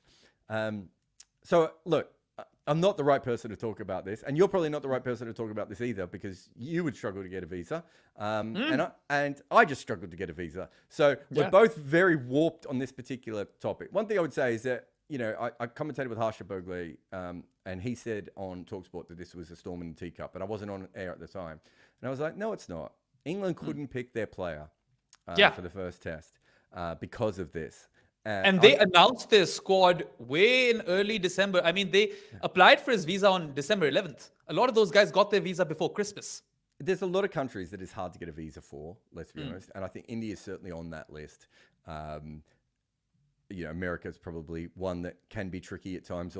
But some of the other countries have managed to streamline it a little bit. I think there's a couple of issues here. There's the Indian visas are crap, right? And I don't think the system works particularly well. There's obviously England made an error as well. Yeah. But I think we know in most countries in the world that would have been fine, and it would have been handled. And then there's the Pakistan issue, that he has Pakistani heritage. And I saw someone online saying, well, what if he goes over there and he talks to someone who's in a sleeper cell and passes them some whatever. And I was just like, yeah, but he's going to get the visa.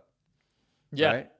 He can do that for the second test, mate. Like, that doesn't. Do you know what I mean? Like, if that's the way you're thinking, then you shouldn't let anyone with any Pakistani heritage ever in the country, right? All of these guys, Moeen Ali goes there to play IPL. Imran Tahir goes there. Azhar Mahmood, who is still very Pakistani. Sure, he has a British passport, but he's as Pakistani as Pakistanis get. He's gone and played the IPL.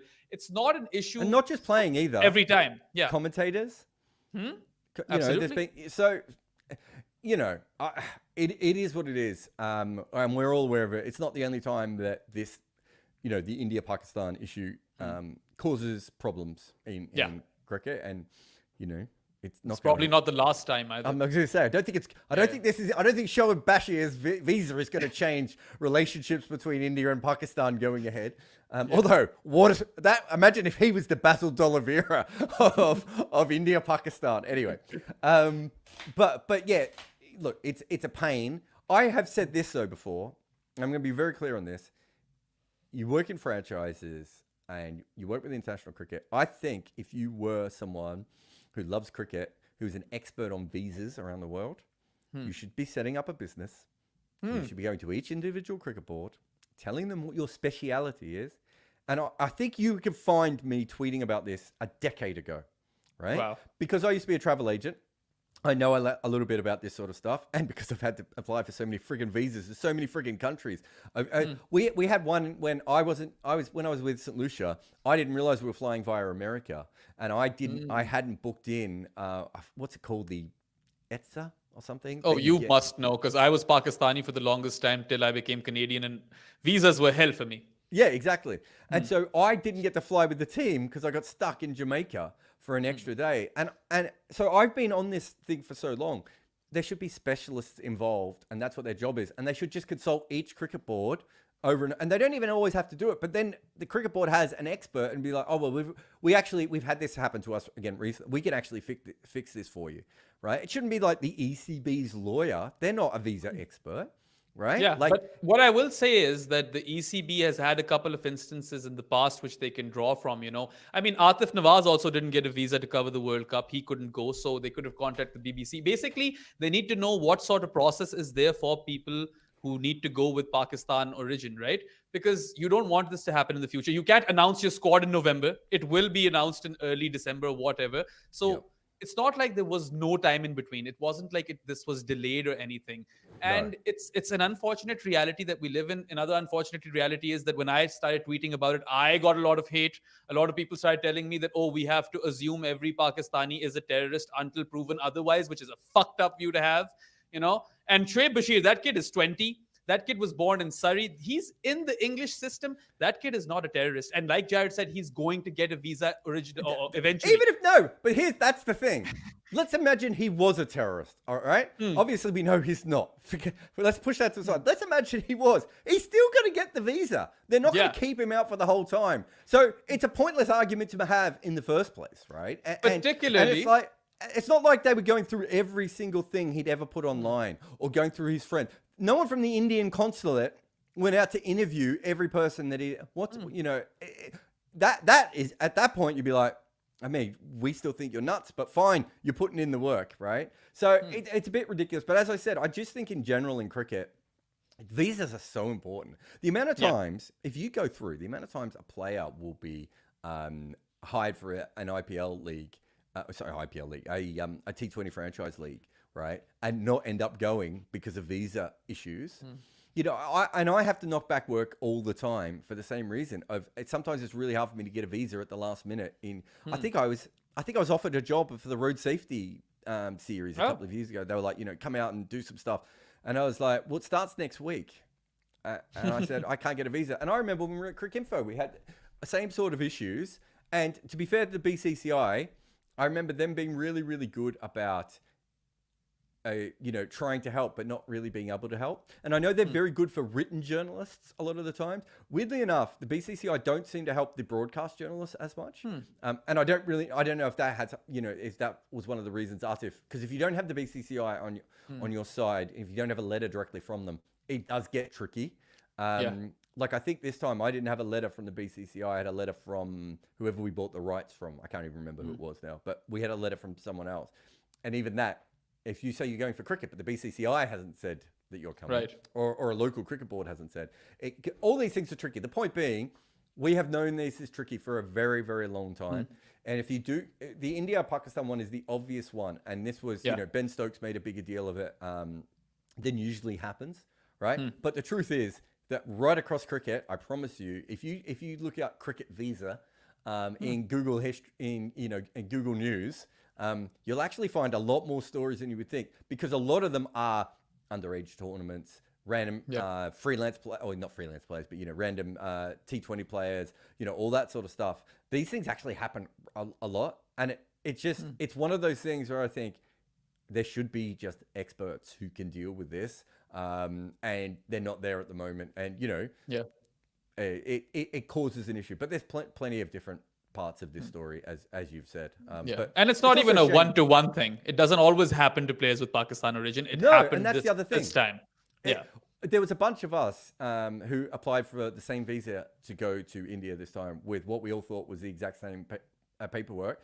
And as I said, some people were approved and some people weren't. Like, what do you do with that? Like, we're looking at it going, how has this happened, right? These things just, it is a very complicated system, and a lot of things go wrong with it. It is not the only country that has that. I mean, Pakistan did this to Australia's spin bowling coach, Sriram. I think he wasn't able to travel with the team when they came to Pakistan. But a lot of people were hitting me back with this. How does that make the other thing right? Yeah. Okay, Pakistan's wrong.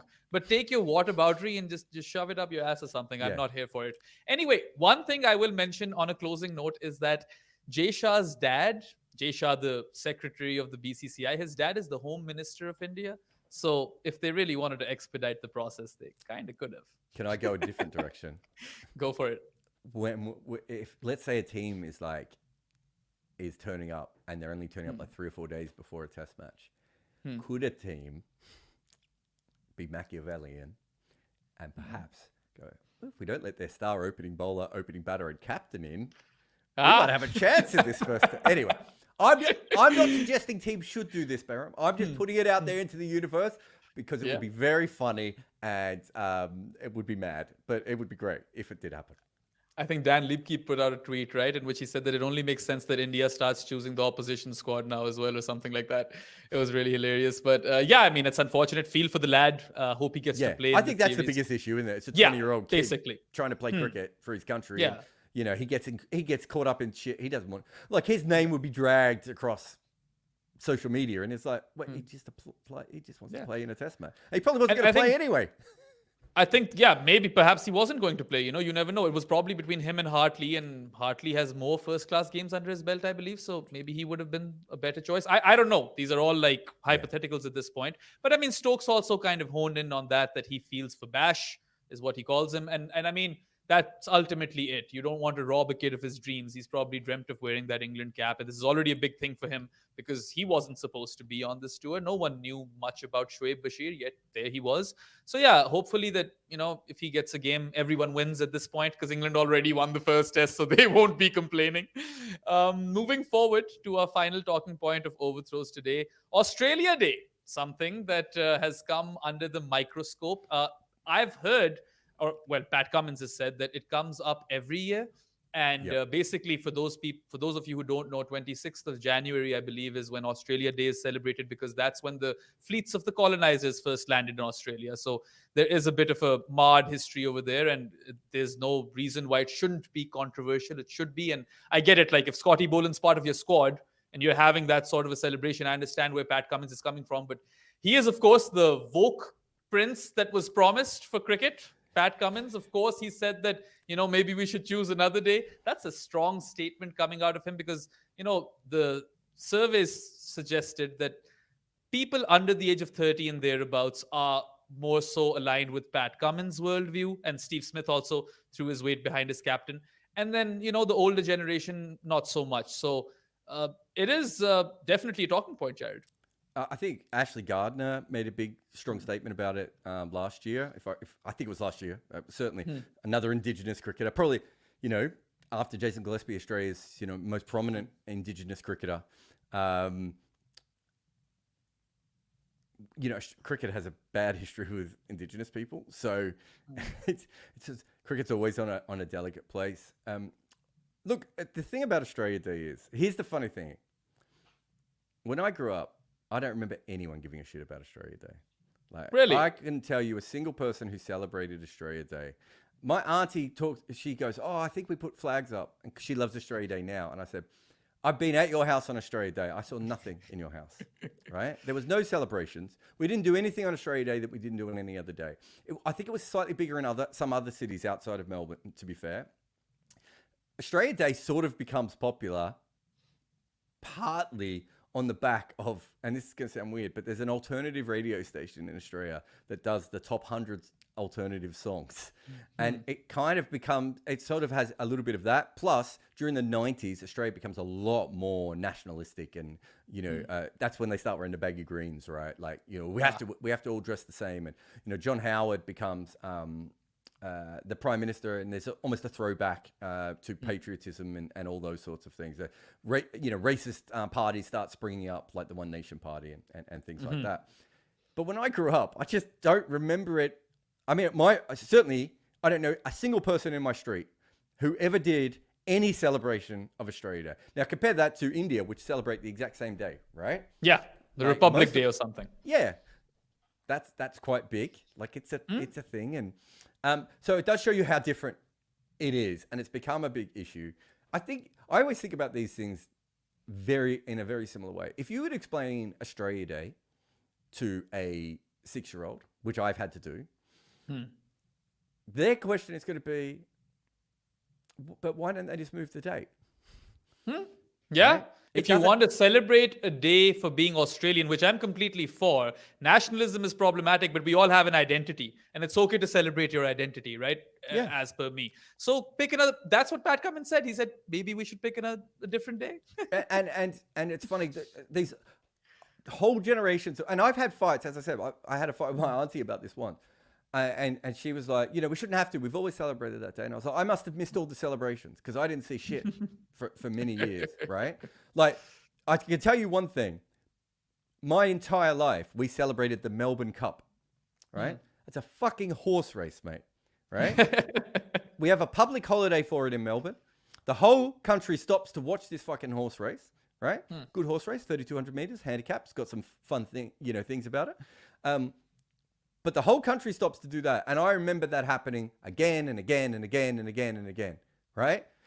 I must have missed all the Australia Day. The only Australia Day celebrations I'm ever aware of was the fact that there was usually a game on in Adelaide, right? So there was a cricket relationship to Australia Day. It's in the middle of the summer. Chances are you're going to play on that day. And the Triple J Hottest 100 competition. They're the only two things that I ever really associated with Australia Day. As I have said to many Australians who get very angry about this, I celebrate being Australian every day by being Australian. I don't need a specific day. If you do need a specific day, that's great. Why don't we not piss off the Indigenous people, right, by having it on the same day that they felt like their lives all changed, right? 100% agree. That's all we're saying, right? Yeah. Right? It's a simple thing. And it's not going to go away, right? While cricket is still being played around that period. And that's no one's asking Aussie rules footballers or rugby players or NBA players about this directly all that often because they're not playing in an Australia Day game. While cricket has a game on Australia Day, it's obviously going to be more of an issue. So I feel sorry for Ashley Gardner, Pat Cummins, the players who don't want it to be changed. The players Scotty Boland, I think I've heard Scotty Boland has issues with it, and it makes sense. He's got Indigenous heritage. And to be fair, also the Indigenous players who don't care, they still get dragged into this as well. And I know I don't know what Jason Gillespie or Darcy Short or Dan Christian. I would assume. Certainly in Dan Christian's case, I think he would be pretty against it. But there might be Indigenous players who don't give a shit, right? Or Indigenous players who are like, it's fine. Let's just there are more important issues. All that's fine, but they all get dragged back into it, right? Yeah. And it is a little bit ridiculous. I do feel sorry for the cricket part of it. But to go back to the joke I made about Shoaib Bashir being the Basil D'Oliveira of it, the cricket conversation around Australia Day might be part of the reason that one day it does change, right? And I personally, I always, from the moment I realized there was an Australian Day and not just a day off at the end of January before I went back to school. Imagine Australia Day moving from the day when the colonizers' fleets arrived to the day that Pat Cummins chose. Let's be honest. I was going to say, Australia Day should be the 3rd of January. Do you know why? The first New Year's test? Yeah. Because I was going to say it should be Boxing Day, but we've already got a holiday for Boxing Day. So we don't. Yeah. Do you know what it should be? It should be the day after Boxing Day or the first day in Sydney, right? That would be absolutely... That for me is very Australian. But, it's... I think it's great that modern Australian cricket... It's funny... I read Ricky Ponting's book, which is fucking long, right? And there's the first part of it is written by Peter Lawler about his childhood and coming up. It's really interesting. The rest of it, Bayram, is the most boring fucking drivel ever written. It's like, I promise you, it's like this big long thing and there's like a little thing of, I went to the gym today in it. It's just like, can you not edit some of his diaries out of this, right? And I remember reading it and going, Ricky Ponting lived in Australia at a really interesting time. He's a proper Lonnie working class kid, but he lived in Australia. He grew up in Australia that was becoming really middle class, right? He traveled to Zimbabwe. He played cricket in Sri Lanka, right? He saw the rise of India right in front of his eyes, right? Like, all these incredible things. And you read his book and you're like, did Ricky Ponting notice he was in these countries? Did he, it's really remarkable how little he noticed. And look, there are going to be Australian captains who I don't agree with politically, right? I mean, Mark Taylor, I think, was involved with conservative politics. I don't think he ever got involved, but I think he supports conservative politics. And there would be other Australian cricketers off the top of my head that would be in a similar. In fact, I've got friends who've played and coached in Australia who are, conservatives. But they are in a unique position because they do travel around the world, and they can actually sometimes cut through the quick of things, right? Of the nonsense of of all this sort of stuff, but also they are very much. I've always find it weird when people go, "Oh, celebrities shouldn't talk about this," or "Athletes shouldn't talk about this," and I'm like, look at some of the people who are political commentators. The fuck have they done to earn it? They just wrote a shitty opinion piece column that was full of absolute nonsense, and suddenly they're an expert on China and Russia, right? And Pat Cummins can't talk about his own country. Fuck off. Yeah. Right. Absolutely. When politicians and other people in the world stop talking about sport when they don't know anything about it, we'll allow athletes not to talk about politics and everything else. But you can't stop people talking about what they want. He truly believes this. And this is a really little story just about Pat Cummins. I was contacted by a startup who wanted to do this. They had this idea. I don't really know how to explain it, but it was essentially getting athletes to donate things and then using that money to for environmental causes. But then you would go into a raffle, and then you would go on a holiday with Pat Cummins, or you could bowl to Pat Cummins in the nets or something. I'm just using Pat Cummins because I'm talking about him, but it might have been the same with Ronaldo or LeBron James. That was the whole idea, was to get to as many famous athletes as possible. And, I passed it through to Pat's people because I thought it might be something he really likes. And they were really excited. I don't know if the startup went in. I don't know what happened to the whole idea. But they were really excited because he was like, this is something that's perfect. He gets to hang out with someone who really wants to hang out with him and help the environment all at the same time. He genuinely cares about this sort of stuff, right? Not everyone does. You and I both know there's plenty of people that say things just because they say things, right? And I love how Pat Cummins, for whatever he is, I mean, of course, he has been this woke ambassador in cricket, but he's not in your face. He does it very subtly. He's very nonchalant about it. He doesn't. If you actually hear him say these things, it seems like he doesn't care, but he does, because it seems like he's a genuine guy. And it's funny, Jared. Just on a closing note, I suppose, how you were mentioning how people keep telling cricketers to shut up. Usman Khwaja was told to shut up, and here he is, Test Cricketer of the Year. Pat Cummins has been told to shut up and focus on his cricket, and here he is, having defended the Ashes in England, having won the ODI World Cup, having won the World Test Championship, still winning consistently before this Test match. They are focusing on the cricket, so maybe you should shut up. Yeah. I remember when Pat Cummins, I think he lost the series early on. And it was after, I think he'd made the comments about the coal industry and everything.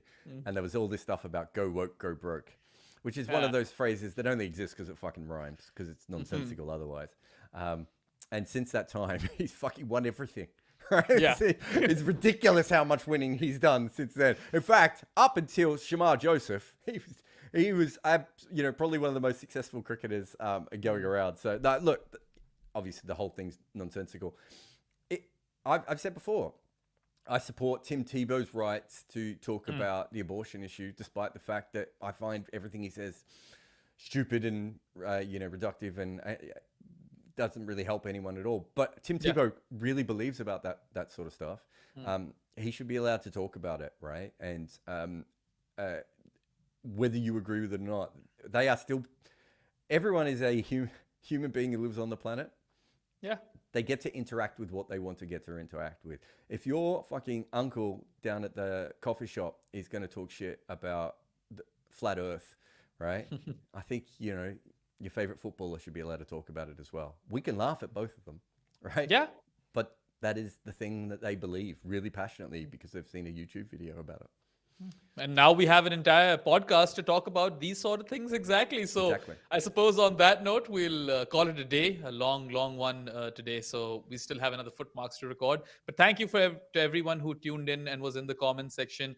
We weren't very interactive today with you guys just because there was so much to cover. And we wanted to do justice to both of these test matches, which we covered earlier in the previous podcast. But anyway, thanks for tuning in. Subscribe to this channel and Jared's other channel. We'll be back with more Uncovered and Overthrows podcast next week. That's all for now. Goodbye. Sometimes you just need to take the slips out and bowl defensively. And you need to be just as careful with your computer's defenses. If you need a VPN, Nord. NordVPN.com/Kimber will get you a big discount and 4 additional months for free with your NordVPN plan. They also have a 30-day money-back guarantee if you don't like it. You can find the link in the show notes. So start with some dot balls and turn them into maidens with NordVPN/Kimber. Celebrate your cricket heroes with Bodyline t-shirts. Explore their player-inspired tees, featuring legends like Sachin Tendulkar, Brian Lara, and Viv Richards. They also have team-inspired designs and options for hardcore cricket nerds. Their collection is a must-have for the true cricket enthusiast.